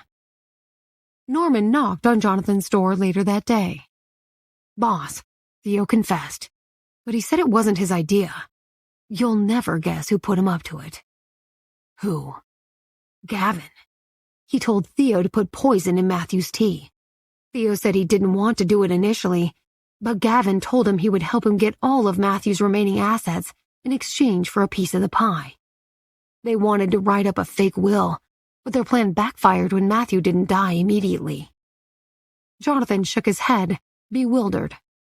I don't get it. Why would Gavin try and get his hands on Matthew's assets? His family's rich. Theo told me his family has frozen his bank account, and he's broke. It still doesn't make sense. Did Theo say anything else? No. What should we do with him? Jonathan shrugged. Nothing. There's no evidence that he poisoned his father. If we take him down to the police station, he won't admit anything, so they'll be forced to release him. I just can't believe he'd do something so evil. Do you need anything else from me? No, you can go now. Thanks, Norman. News of Matthew's death spread throughout Cuba. Just when things between the most powerful families had begun to settle down, everything was thrown into chaos again. Matthew's will and his significant wealth were the only things anyone could talk about. Everyone wondered who would inherit all his assets. Oliver had been among the first to find out that Matthew had died. He had been in a meeting when his assistant had rushed in and told him the news. He had sent some people to investigate who was behind his murder, but they didn't get very far. A few days later, Oliver attended the funeral, which was a grand affair. All of Cuba's elite were present. In the middle of the service, his phone vibrated. He took it out of his jacket pocket, and he was surprised to see that Howard, the man who had hired to look after Zoe, was calling him. Howard sounded incredibly nervous over the phone. Sir, I have some bad news. Zoe's missing. Oliver tried to remain calm. Tell me what happened. She came downstairs to have breakfast this morning. She's been suffering from morning sickness lately, so she ran to the bathroom after eating. She then told me she was going upstairs to lie down. I didn't think it strange since this happened before, but I became worried when there was no sign of her after several hours. I sent the housekeeper to her bedroom to check on her, but she wasn't there. The window was open, so we suspect she escaped. Oliver glanced around the crowd in the church. He stood up and quickly walked out so as not to disturb the service. Once he was outside, he asked Howard, "Where do you think she went?" "I have no clue, but I'm checking to see whether she withdrew money from her bank account. I've also sent someone to her family's place to find out if they know something. I'm waiting for news." Oliver checked the time. It's almost 2:00. What time did she go up to her room after breakfast? Around 9:30. She would have had plenty of time to take a boat or a flight out of Cuba. Did you ask the authorities at the airport and the harbor if they've seen her? Oliver asked. Yes, I did. I gave them a detailed description of her. Did you check the footage from the surveillance cameras around the house? Unfortunately, the cameras aren't working. There's some sort of wiring problem. Oliver sighed with frustration. Have you noticed anything strange lately? Did you speak to her doctor? He was supposed to drop by later today to do a checkup, but I called him and canceled the appointment when I discovered Zoe wasn't here. Okay, I'm heading over to the house now. Just make sure no one goes into her bedroom. We need to check for clues. Will do, boss. Oliver went back into the church to tell Jonathan he was leaving. Jonathan frowned as he watched him walk out of the service, thinking it was incredibly rude of him. He wondered what was so urgent that Oliver couldn't wait until the service had ended. He tried to concentrate on the tributes being given to Matthew, but his mind kept wandering back to Gavin. He still couldn't figure out why he had asked Theo to poison his father. He didn't believe Matthew's death was his ultimate goal, but rather a means to an end. Gavin knows Matthew already gave me most of his shares and assets before he was poisoned, and that Theo isn't capable of fighting me. Was he trying to create a diversion? Is his real target the Williams family? He began piecing together the puzzle, and he concluded that Matthew's death was Gavin's attempt to distract Oliver and everyone else so he could carry out his plan. He just didn't know what that plan was. He decided to put some people on the case after the funeral service, starting with investigating the relationship between Gavin and the Williams family. Oliver drove like a maniac to the house outside Havana. He wondered whether someone he had hired to keep an eye on Zoe had helped her escape. She was already 6 months pregnant, and he knew she couldn't possibly have left on her own. She also had little money, so she couldn't have gotten far. He arrived at the house a half-hour later. The guards at the gate let him through. The entire staff was panicking when Oliver entered. Howard rushed over to him. Sir, I just called the airport, the harbor, and the train and bus stations. No one has seen Zoe. Did you speak to the guards at the gate? I did, and they didn't see her leave. The surveillance cameras aren't working, as I told you earlier, so we have no way of knowing how she escaped. Oliver shook his head, exasperated. This is an absolute nightmare. Call the doctor and ask him whether Zoe told him anything the last time he examined her, or whether he noticed anything strange about her behavior. Also, call the bank and tell them to freeze her account if you haven't already. Howard nodded. Right away. Oliver went upstairs to Zoe's bedroom. He had hired an interior designer to decorate her room. It was clean and organized, and there was no sign of a struggle. He walked over to the open window and leaned out. He immediately realized that Zoe couldn't have escaped without a ladder. That settles it, he thought. Someone helped her climb down to the lawn. He didn't think any staff members in the house would dare to betray him. He was the head of one of the most powerful families in Cuba, and he had specifically chosen trustworthy people who had been his loyal employees for many years. His prime suspect was Zoe's doctor. That evening, the people Howard had sent out to investigate returned to the house with no additional information. After Matthew's funeral, The family invited a few close friends over to the house for a small reception. Later, after the guests had left, Norman and some of Jonathan's men arrived with shocking news. "We didn't get very far investigating Gavin, but we found out that a member from the Williams household has gone missing," Norman said. "Oliver sent a search party to go look for them.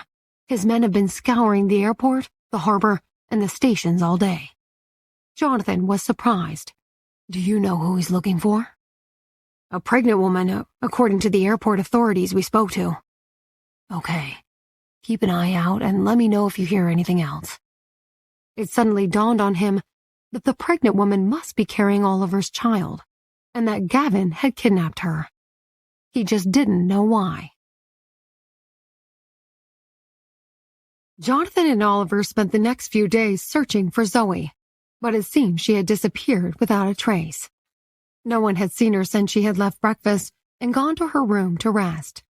Her kidnapper hadn't contacted Oliver to negotiate a ransom for her release, and it almost appeared that she had left on her own accord. The situation had left Oliver very angry. Although he had no feelings toward her, she was still carrying his child. He had to find her, no matter what. Jonathan's succession ceremony had been scheduled for a few days after Matthew's funeral. Many businesses loyal to the Davidsons had pledged allegiance to the Davis Group, boosting their international influence. The Davidson family had also secured themselves firmly as the leader of the 3 prominent families in Cuba. The succession ceremony was going to be grand, and all the influential families in Cuba were to be in attendance. On the morning of the ceremony, Jonathan dressed in a bespoke designer suit and a tie, with the Davidson family crest. He also wore a heavy black robe the generations of Davidson patriarchs had worn during the succession ceremony. When he was ready, he walked across the sprawling lawns toward a large hall with a courtyard where the ceremony would take place. Norman and a few bodyguards accompanied him and never left his side. Guests filmed the event on their cell phones, and Jonathan had arranged for a live broadcast so that Nancy could witness the proceedings. Because of her advanced pregnancy and considering the security risks in Cuba, she had stayed behind in New York. Not wanting to miss one of the most important moments in Jonathan's life, she and Jacob eagerly watched the event on the large screen in their living room. Harold had returned to Cuba in time to attend the event. Nancy watched as Jonathan walked across the hall to the courtyard outside. Seeing him dressed in the black robe made her swell with pride. He oozed power and authority. She had never seen him look so noble, like a general ready to lead his troops into battle. Her eyes were glued to the screen, and she even forgot about the handful of nuts she had been nibbling on. After lighting a candle and placing it in an ornate holder to pay respect to his forefathers, Jonathan walked up to the flagpole in the center of the courtyard. An assistant hoisted a flag with the Davidson family crest, and then rung a large bell. After 10 rings, Jonathan faced the guests and made a solemn speech. His voice was loud and clear. "Today, it is my pride and honor to take the helm as the leader of the Davidson family. I promise to uphold the family name and lead it into the future.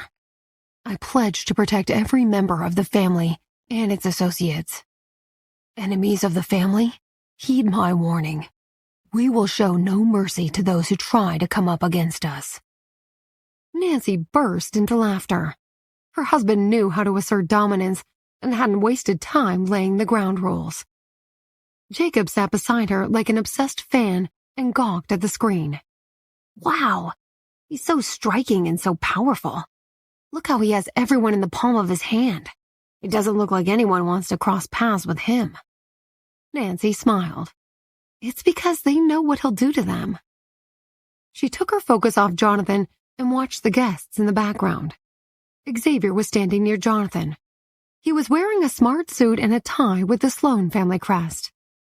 He had a few bodyguards behind him. He stared at Jonathan without any expression. Oliver stood on the other side of Jonathan, and like Xavier, he wore a tie with the Williams family crest on it. He also wore a heavy gold ring that he had inherited from Arthur when he had taken over as the family patriarch. He glared at Jonathan, and Nancy couldn't help but have a sense of foreboding when she looked at his angry grimace. She turned her gaze back to Jonathan. The ceremony had ended, and the banquet was about to begin. Jonathan announced that everyone should find their seats inside the hall. He casually greeted guests as they walked past him. The tables in the hall had been beautifully decorated with flowers, crystal glasses, and silver cutlery. It was the epitome of luxury and opulence. Jonathan quickly went into a side room to change out of his robe. The camera crew following him waited outside and filmed the guests chatting. Although the hall was large, there were so many guests that it felt overcrowded. Everyone who was anyone in Cuba's upper class had received invitations to the ceremony. Among the guests were two beautiful young women. They were sisters, and they attracted a lot of attention. They were almost identical, except for their dresses. One sister was wearing a sequined ruby dress with a plunging neckline, and the other one wore a similar dress, but it was pure white. The young men in the room were smitten and hovered around the two women like hungry piranhas. It was evident that the women had no interest in the young men. They danced next to each other, their movements fluid and elegant. The music ended, and a new tune began to play. The woman in the red dress sauntered to Xavier and flashed him a flirtatious smile. Nancy immediately sat upright and scowled. If he even thinks of dancing with her, he'll be dead meat. Her cousin wasn't as important to her as her best friend was. The woman seemed to be saying something to Xavier. After a while, he nodded and walked toward the dance floor with her. Nancy narrowed her eyes and pulled up her sleeves. "Don't you dare." Jacob looked at her and grinned. "Calm down. Don't jump to conclusions. Maybe they were discussing business." She sneered. "Who discusses business on the dance floor?" Jacob shrugged. "You never know. Jonathan once said that opportunities don't differentiate between the dinner table and the boardroom table." She stared at him in astonishment. "Is that so? When did he say that?" Realizing he should probably have kept his mouth shut, Jacob pretended not to hear her and focused his attention on the screen instead. Nancy also turned her eyes back toward the screen and watched the woman in the red dress and Xavier. They both walked up to Jonathan, and Xavier said something to him. Gasping, Nancy blinked as she watched Jonathan and Xavier walk toward the dance floor. What now? Are they going to dance with each other? It didn't take long for her to get an answer. They walked up to a short, squat man who had been jiggling his hips on the dance floor and said something to him. He nodded and excused himself from the woman he had been dancing with to follow Jonathan and Xavier. Jacob smirked. "See, I told you. Business can be conducted anywhere." The two beautiful women seemed to be talking to each other, and the woman in the white dress glanced at Jonathan. She whispered something to the other woman and hurried away to catch up with him. Nancy sat bolt upright again and hissed angrily. Jacob rolled her eyes at her. "Take it easy. Let's first see what happens." The woman in the white dress tapped Jonathan on the shoulder. He turned around and looked at her. She smiled coyly and introduced herself. She had noticed that his wife was absent, which was unusual for him. Everyone knew that Jonathan and his wife were inseparable, and the gossip mongers wondered why she hadn't accompanied him to such a momentous occasion. It seemed as if Jonathan being solitary for the day was a cue for all the unmarried women to gawk at him. But most of them knew he was a complicated man, so all they did was look. Only the two sisters had the nerve to approach him. The other woman watched the interaction with intense curiosity. Jonathan smiled politely at the woman and turned away as if to leave. The woman realized she hadn't had much of an impression and pretended to trip, hoping he would catch her. Jacob watched the scene unfold and frowned angrily. That woman is shameless. She's throwing herself at him, literally. By then, most of the women in the hall had their gazes fixed on Jonathan and the mystery woman. Her bosom popped out of her low-cut dress, and it seemed like she had practiced falling into his arms. She had maneuvered herself so that she would land against his chest when he caught her. But, unfortunately for her, Jonathan stepped back just as she began to fall. Instead of landing in his arms, she fell face first onto the floor. Everyone gasped, and the room went quiet for a second. Jonathan seemingly hadn't even noticed her, and he gestured toward an area where he and the short, squat man could sit down to continue their conversation. The woman looked up to see the back of his long legs as he walked away. The onlookers lost interest and returned to their conversations. The woman pushed herself up and hurried away, blushing with embarrassment. Nancy's lips curved into a smile. She watched as Jonathan, Xavier, and the short, squat man sat down at a small table to talk. Jonathan then gestured for the cameraman to come closer. He looked into the camera and said in a low voice, "My darling wife, I remain ever faithful to you. You don't have to worry. I have no interest in any other woman. It's been a long day, and I have some business to handle. Remember to eat something and always get plenty of rest." Because he spoke softly, Nancy felt he seemed more attractive and magnetic than usual, and her ears turned red. Even though they had been together for so long and were about to start a family, she still felt like a schoolgirl fawning over her crush. She smiled happily. Jonathan continued, "Be good. I'll be home tomorrow." He smiled, waved goodbye, and turned away to talk to the man. Nancy wasn't sure if it was because he had turned away from the camera, but he suddenly seemed indifferent and cold and exuded superiority. She chuckled lightly. She loved that only she knew his softer side, which he had reserved for her and no one else. Jacob glanced at her. "Why do you doubt him? He even made a point to tell you he's faithful to you." She glared and shot daggers at him. "Are you taking sides? Do you think that's a good idea?" They both laughed. He reached over to help Nancy up. "Come on, sis. Let's have something to eat. It's Jonathan's instructions." She put her hands on her hips. "Oh, now I must take your orders just because Jonathan says so? Well, wait until he's back. Then the tables will turn." Jacob cried out dramatically, "Please don't. Have mercy." They went to the dining room to enjoy the lunch that the chef had prepared for them. As they sat at the table and ate, Jacob's phone rang. It was Henry, Maria's youngest brother. He had called to ask if Jacob wanted to play a game of basketball with him. Jacob was about to turn him down when Nancy interjected, "You should go play a game with Henry. I have to go to the office for a while." She looked at him and winked. "Just don't tell Jonathan."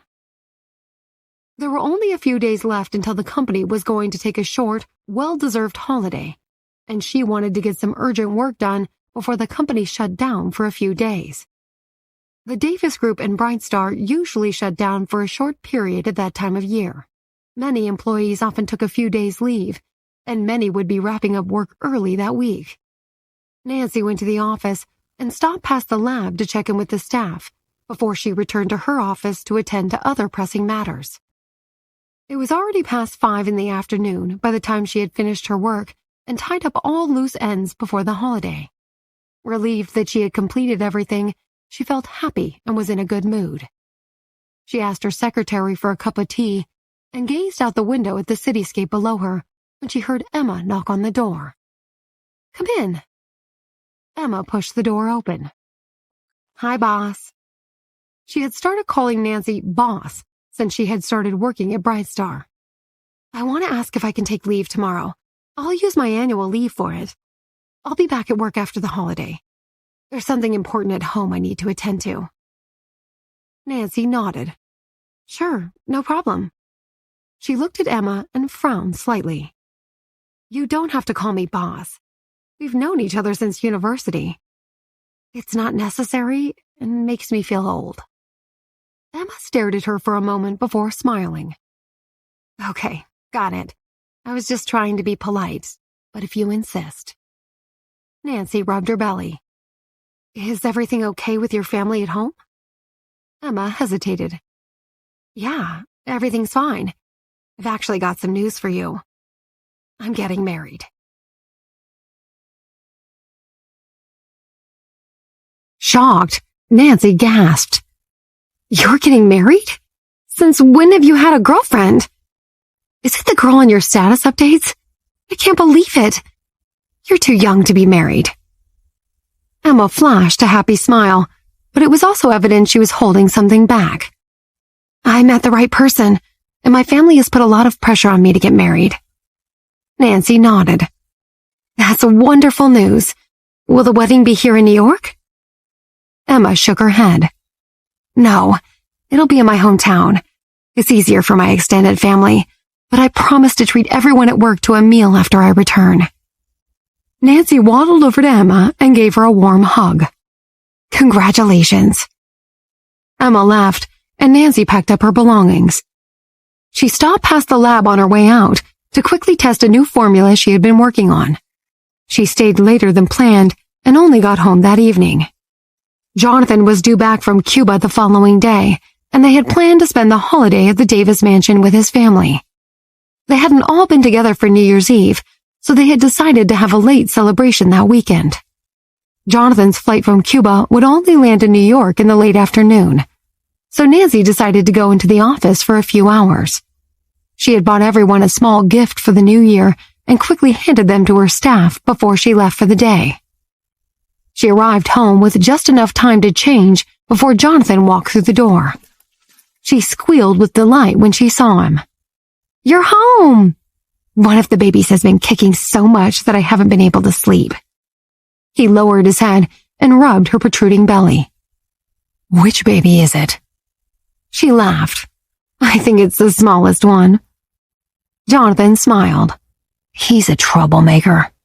I'll talk to him about it after he's born. He handed Nancy a small brown paper bag. She eagerly accepted it and giggled happily as she opened it. He had brought her traditional Cuban truffles, made from cacao beans grown on a local cacao plantation. It was one of her favorite Cuban delicacies. She hurried into the dining room and sat down to eat the truffles. Jonathan sat beside her and watched her savor each mouthful.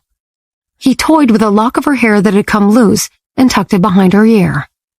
I met someone yesterday who wants me to invest in a franchising scheme. Puzzled, Nancy looked at him and licked her fingers before asking, What type of franchise? Is it a dealership or a hotel? He shook his head. Neither. It's Cuban delicacies. Surprised, Nancy wondered how popular the delicacies were for there to be a franchise opportunity. Jonathan wouldn't readily invest in something that didn't have potential. Jonathan continued. In fact, the truffles you're eating right now are one of the franchise's best-selling products. The man you saw on the live broadcast yesterday is the business owner. He owns the most successful catering and food production company in Havana. He even has cacao plantations. His company produces all the Cuban delicacies you like. Nancy's eyes widened. She knew he had more to tell her. He took a deep breath. Do you remember you once told me that although New York has everything you could ever want, it still lacked quality goods like those Cuban delicacies you like so much? Well, the reason why no one in New York produces the same type of products is because the recipes are classified as trademarked commercial secrets. The man I met applied for patent rights, and only his company can manufacture the delicacies. As an investor in the franchise, we'll open the first branch in New York. He'll provide the manpower and know-how, and we'll provide the funding. We hope to open the first store in the next few months. Nancy sucked on a truffle and wondered why he was interested in investing in something so far removed from any other industries he had eyes on. It didn't take her long to realize that it had nothing to do with the brand's popularity, but instead with her taste for their products. He remembered how much she liked the truffles and had specially negotiated a deal just for her. She felt as if her heart could burst with joy. On one of the most important days of his life, he had still taken the time to do something special for her. She leaned over and hugged his neck tightly while pecking him on the lips. Thank you, my darling husband. You're the best. He laughed happily. Don't eat all the truffles in one sitting, or you'll be sick. Besides, if you eat too many, you may have to exercise. Nancy was happily humming to herself when she suddenly realized what he meant. She looked at him. Exercise? Without skipping a beat, he grinned at her. It's been days since I've exercised. Nancy blushed a deep crimson and shyly looked away. Jonathan quickly changed the topic. I told Xavier about my plan to invest in the franchise, and he said he'd like to join in on the deal, seeing as Esther loves the delicacies almost as much as you do. She nodded and suddenly thought of something. So what did that girl in the red dress have to say to Xavier? Puzzled, Jonathan scratched his head. They talked? I don't know. He didn't seem very interested in her. She followed him around, but he just ignored her. Nancy smiled. I'm glad to hear that.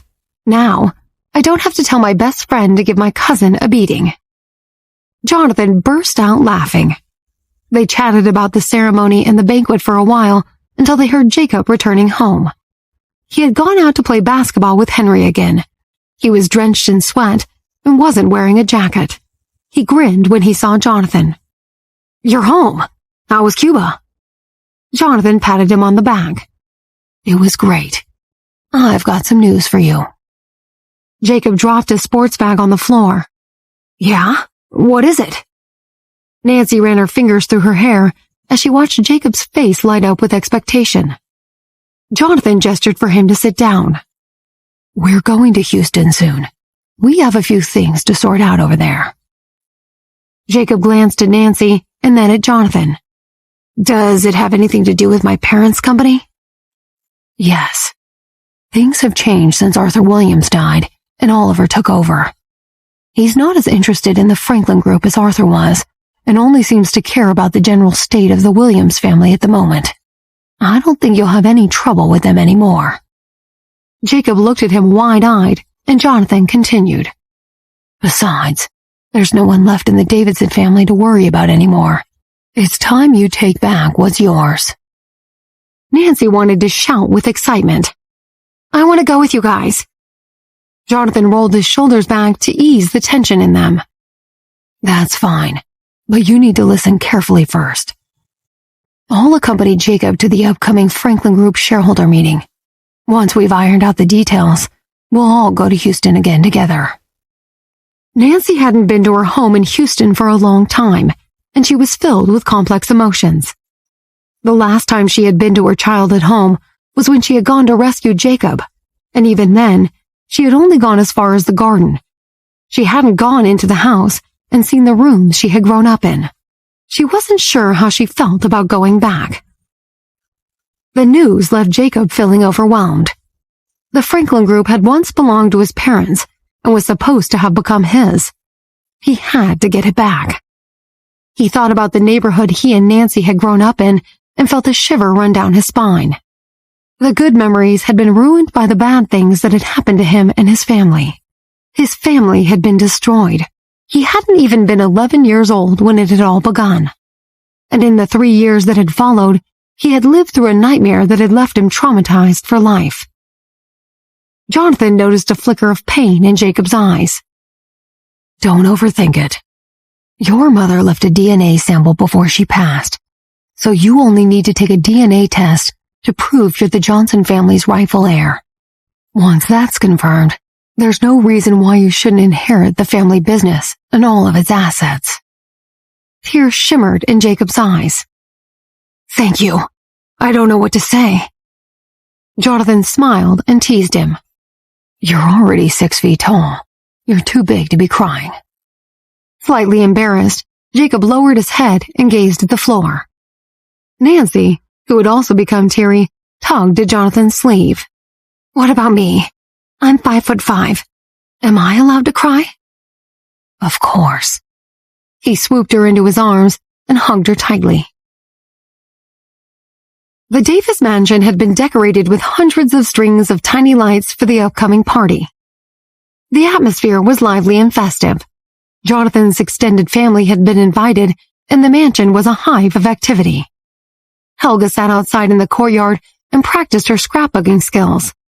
She had taken a keen interest in scrapbooking since she had arrived in the city. She had set up an intricate design and was busy decorating it. Steve sat nearby with a book in his hand. He pretended to read while he occasionally glanced at her. Jonathan and Nancy arrived, and Helga waved at them.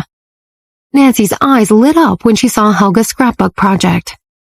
"Hey, Helga. I love scrapbooking. Can I join you?" She had taken up scrapbooking while she had been in Cuba with Harold. She had gone for lessons to learn the basics, and she had found the activity to be most relaxing. Helga gestured for the housekeeper to arrange an extra table and chair for Nancy, and had excitedly showed her what she had been busy with while they waited for the housekeeper to return. Two young boys chased each other around the courtyard and into the house before being chased back outside by the housekeeper. One of them ran into Jonathan. "Uncle Jonathan, please, can you help us light a firework?" The other boy approached Steve. "I heard that you have a girlfriend. Is it true?" Jonathan had overheard, and he pointed to Helga. "There she is." The boy gawked at Helga. "She can't be your girlfriend. She's going to be my girlfriend one day." Annoyed, Steve frowned and snapped his book shut. The boy put his hands on his hips and pouted at him. "I got really sick, and she helped me get better. She didn't even give me an injection. I want her to be my girlfriend." Steve looked at the child and shook his head. "You're too young for her." The boy scowled. "No, I'm not." Steve laughed at him. "I'm afraid you are. Look in the mirror and see. You're just a kid." The boy pulled a face. "I don't have to look in a mirror. I'm a big kid already." The other boy didn't want to be left out of the conversation and quickly interjected. "Yeah, me too. I had my eyes tested when I was in kindergarten, and they said I had perfect vision. I don't think I'm too young for her. She can be my girlfriend." Steve glared at them for a second before waving a dismissive hand. "You both better hurry up and become men first. Now scram." Jonathan burst out laughing. "Come on, you two. Let's go light some fireworks." The boys squealed excitedly and followed him into the garden. Not long after, Steve's mother, Sophia, stepped outside into the courtyard. She saw Nancy and Helga scrapbooking and smiled happily. "Aren't you ladies tired? Why don't you come inside and have some snacks?" Nancy stretched her arms and yawned. "I'm quite tired. Shall we go inside now?" Helga shook her head. "You go ahead. I want to finish off this last section first. I won't be too long." Sophia smiled kindly at Helga. "I'll ask Steve to bring out a plate for you." She waved at Steve, but he looked away as if he hadn't noticed her. His mother had been ecstatic when Carol had told her about Helga. Other than Nancy, he had never introduced a woman to her, and she had become worried that he would never meet someone suitable and would eventually become a bachelor without any children. She had even lowered her standards for her future daughter-in-law, hoping that the woman would at least be decent-looking and not be a divorcee with children. Sophia had never expected Helga and Steve to be attracted to one another. They had vastly different personalities, and before they had gotten together, she hadn't seen them talk much. She had even tried to set him up on several blind dates without any success. Then, one day, Carol phoned her and told her that she had seen Steve kissing Helga. Sophia felt as though she had won the lottery and had been overjoyed. Helga was perfect for her son. She was an incredible doctor, self-sufficient, and had a strong personality. Sophia hoped Steve would propose sooner rather than later. She glared at Steve and gestured to him to go inside. He scowled impatiently and hurried into the house to get some food for Helga. Sophia watched as Helga wrote a few words on her artboard. Her handwriting was neat and delicate, just like her. She blew gently on the board to dry the wet ink. Her cheeks puffed out as she blew, and she wiped a loose strand of her hair from her face.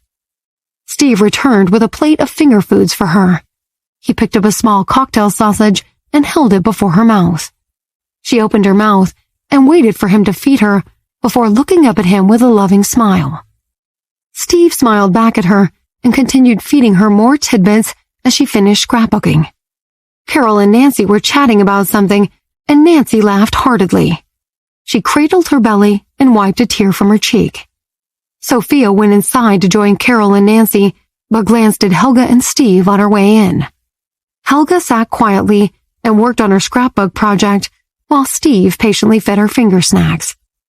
After each mouthful, Helga smiled at him, and his eyes sparkled as he gazed back at her. The afternoon wore on, and it soon became evening. Carol announced to everyone that it was dinner time, and the adults gathered around the main table while the younger children sat at the children's table.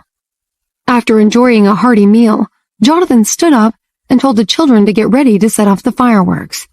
They screamed excitedly and rushed to grab their coats before hurrying outside into the chilly evening. Nancy put on a thick jacket and went out to join them. The sky filled with sparkling fireworks. Bright colors streaked across the sky and shimmered in everyone's eyes. Nancy's phone beeped with several messages. Just as she was about to put it away, she noticed Katie standing beside her. "Hello, Katie. Aren't you going to set off a few fireworks tonight?" Katie shook her head.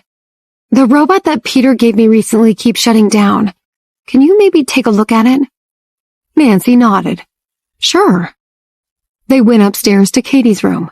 Nancy switched the robot on and connected it to her phone to use a testing software she had installed as an app. Katie watched her silently for a while before building the courage to ask, "Aunt Maria, what makes a girl attractive?" Nancy thought for a moment. "I think it's when a girl is soft but tough, persistent but also open-minded, innocent but not immature, and most importantly, doesn't let others walk all over her." She smiled at her teenage niece. "You know what, Katie? Don't worry so much about being the perfect girl just yet. You still have much to learn, and everything will fall into place as you grow older. Enjoy being free of grown-up responsibilities while you still can. Life is full of surprises. It's never too late to change yourself." Katie sighed. Nancy updated the robot software, reset it, and then handed it back to Katie. "There you go. All done. It should work now." "Thank you, Aunt Maria." Katie looked at the robot. "Was it difficult to study robotics?" Nancy nodded. "The entrance exam is challenging, but you shouldn't worry. I've seen how hard you work, and you also have the aptitude for it. I think you'll ace the exam." "Thanks. I'll keep working hard. Emma said that most of the robotics students in your year were boys. I hope they'll accept more girls when I'm ready to enroll." Chuckling, Nancy patted her gently on the arm. "She's right. And we had all the boys competing for our attention because there were so few of us." Katie looked at Nancy with large eyes. "What about Emma? Does she have someone special in her life?" Nancy nodded. "Emma didn't have time for relationships while we were studying. She focused on obtaining her degree first. But now that you ask, I have news for you. She's engaged and is getting married soon." At first, Katie had felt like there was hope, but when she heard the rest of Nancy's sentence, it felt like her heart shattered into a million pieces. She couldn't believe her ears. Tears welled in her eyes, and she felt a lump in her throat. The girl she had seen in Emma's status update wasn't just a friend. They were engaged. She had convinced herself that the girl in the photo had just been a friend. She had even secretly hoped that their friendship would eventually fade away and they would lose touch with each other. She was sure that she would still be able to catch up with Emma. But listening to Nancy speak made her realize that it was too late and that the age gap between them was a chasm she would never be able to cross. Katie shrugged sadly. When she had been born, Emma had already started middle school. Her first crush had always been out of her reach. She recalled first seeing Emma at Jonathan and Nancy's wedding. Their eyes had locked briefly, and she had felt a strange tingle in her heart. She remembered when they had had a barbecue at Carol's house. She had stood next to Emma, and they had compared their heights. She had told her to try her best to be taller the next time they met. Then, when they had all gone hunting, Emma had collected her from where she and Esther had sat beside the stream. She had never ridden a horse before, and Emma had held her tightly around her waist to stop her from falling off the galloping horse. The proximity to Emma had made her feel butterflies in her tummy. The news of Emma's engagement left her feeling disappointed and heartbroken. All she now had left of Emma were the few messages they had sent to one another and the secret photographs she had taken of her. She reluctantly put on her coat and followed Nancy outside to watch the fireworks.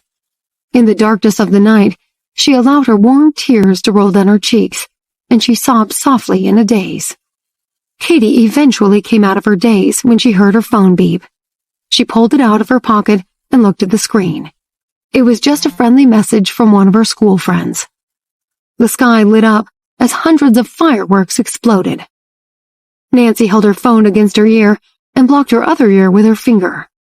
"Happy belated New Year, Esther. May our babies be born healthy and our sexy figures return." Esther laughed. "We can only hope about our figures. Pregnancy is hard work. I vote we leave the babies with the men, and we go on holiday." Nancy chuckled. She wasn't convinced that Esther's plan would ever materialize, but she went along with it. "Okay, where shall we go?" "As far away as possible. Maybe to Iceland to look at the northern lights?" "That sounds amazing." Nancy's eyes shimmered with happiness. The two friends chatted briefly before greeting one another goodbye, and Nancy hung up. As she put her phone into her pocket, she noticed Jonathan had approached her. He opened his arms, and she fell into his warm embrace. She caught her breath for a second and felt a wave of emotions wash over her. Meanwhile, Jacob had seen Katie sobbing, and he handed her a tissue. She looked at him and wanted to tell him that she hadn't been crying, but he had already turned to walk away. He gave her a half shrug before going. "Don't stress the small stuff. Life is long. Everything will turn out okay." She stared at him as he disappeared into the dark garden. She hadn't met him until that day, but Jonathan had told her who he was. He had also told her briefly about what Jacob had gone through when he was much younger. He had explained that he had lost his whole family and had been forced to live with his family's murderers for several years. But he had been rescued and had started his life over. She smiled. Life was long, and it wasn't so bad. Even though she felt heartbroken over Emma, she had been inspired by her, and she knew she was destined for greatness because of Emma's positive influence. Jacob had given her the advice she had desperately needed to hear. With a few simple words, he had changed her mindset and had given her new hope. She would never forget the moment. When the fireworks had ended, Jonathan gathered all the children around. "Come here, everyone. I've got something for you." The children were playing outside, but they were eager to find out what he had for them, so they all went running into the living room. They sat on the floor at Jonathan's feet and gazed in anticipation at him. From his bag, he pulled out a number of small packets, which he had handed to the children one by one. They each opened their packets and gasped with delight. Inside were a number of dollar bills, and the children pulled the notes out and began to count them. Jonathan smiled at their obvious delight. "A little belated New Year's gift, just for you kids." Then he called Jacob over. "I have one for you too." "Me?" Jacob was surprised. He thought he was too old for children's gifts. "Sure, you're still a teenager. You're not an adult yet." Jonathan grinned at him and handed him a packet, which he gratefully accepted. Jonathan looked around for Katie and saw her through the window. He waved at her, and she reluctantly went inside, wiping her face. "Hey, Katie, I have a gift for you, too." She was afraid that Jonathan would see that she had been crying, so she rubbed her eyes to pretend they were itching. "Thanks, Uncle Jonathan." He patted her kindly on the shoulder. "I know we're celebrating late, but it's a new year. There's a lot to look forward to." Katie looked at him in panic. "Oh, no. He can tell I've been crying." But she was a sensible girl. She recalled her school friend who had texted her earlier that evening, and she realized that lots of people cared about her, even Jacob. With so many caring people around her, she decided she wouldn't let herself be sad anymore. She smiled at Jonathan, and then she turned around and ran back outside. Jonathan had 5 little packets left. He looked around and spotted Steve, and then he got up and handed 2 to his nephew. "Here you go, Steve. A little New Year's gift for you." Steve looked at him in confusion. "I think I'm a little old for one, let alone 2. It's not much, but I'd like you to take it. Besides, you have a girlfriend now. You're going to need all the money you can get." He patted him playfully on the back. Steve laughed and took the packets of money. Some of the children had gone back inside and saw the interaction between the 2 men. "Hey, why does he get money?" one protested. "He's too old. You said it was only for us kids." Steve looked a little embarrassed, and he tried to return the money to Jonathan. But Helga intervened. She had been watching from across the room and went and stood by Steve's side. "Oh, did you get a New Year's gift, Steve? That's great." Then, instead of returning the money to Jonathan, Steve handed it to Helga. "You take it." Her face lit up. "Really? You're giving it to me? I've never been given a New Year's gift before." Steve's heart melted. It was becoming apparent that Helga rarely ever received gifts of any kind. An idea occurred to him. "Wait here. I'll be right back." The money was a gift from Jonathan, and he wanted to give Helga a gift from himself, so off he went to find something. Nancy had also been watching Jonathan hand out money, and she smiled at his generosity. She could see that he had 3 packets left. "Hey, Maria, these are for you." He handed the remaining 3 packets to her and looked at her lovingly. "Huh?" She took them from him with a look of confusion. He had given her 1 the previous year, and she wondered why he was giving her 3. "Hey, why does she get 3? The child who had protested earlier asked. "She's a grown-up too." Jonathan was beginning to get a little frustrated with the brat's attitude, but he smiled sweetly at him and kept calm. "You really want to know?" He pointed to Nancy's growing belly. "There are 3 babies in there. That's why I gave her 3 packets." The child's eyes widened. "Why are there 3 babies hidden inside her? When will they come out? I want to see them." "They have to stay inside for another 4 months," Jonathan explained. "And when the time comes, you'll be one of the first to meet them, okay?" "Okay." The child stared at Nancy's belly as if he expected the babies to pop out there and then. "Then I won't be the youngest anymore."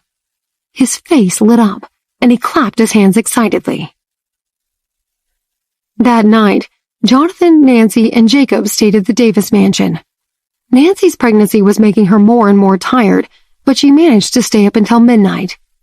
Carol had had a room prepared for her earlier in the day, and she went up to bed as soon as the clock struck midnight.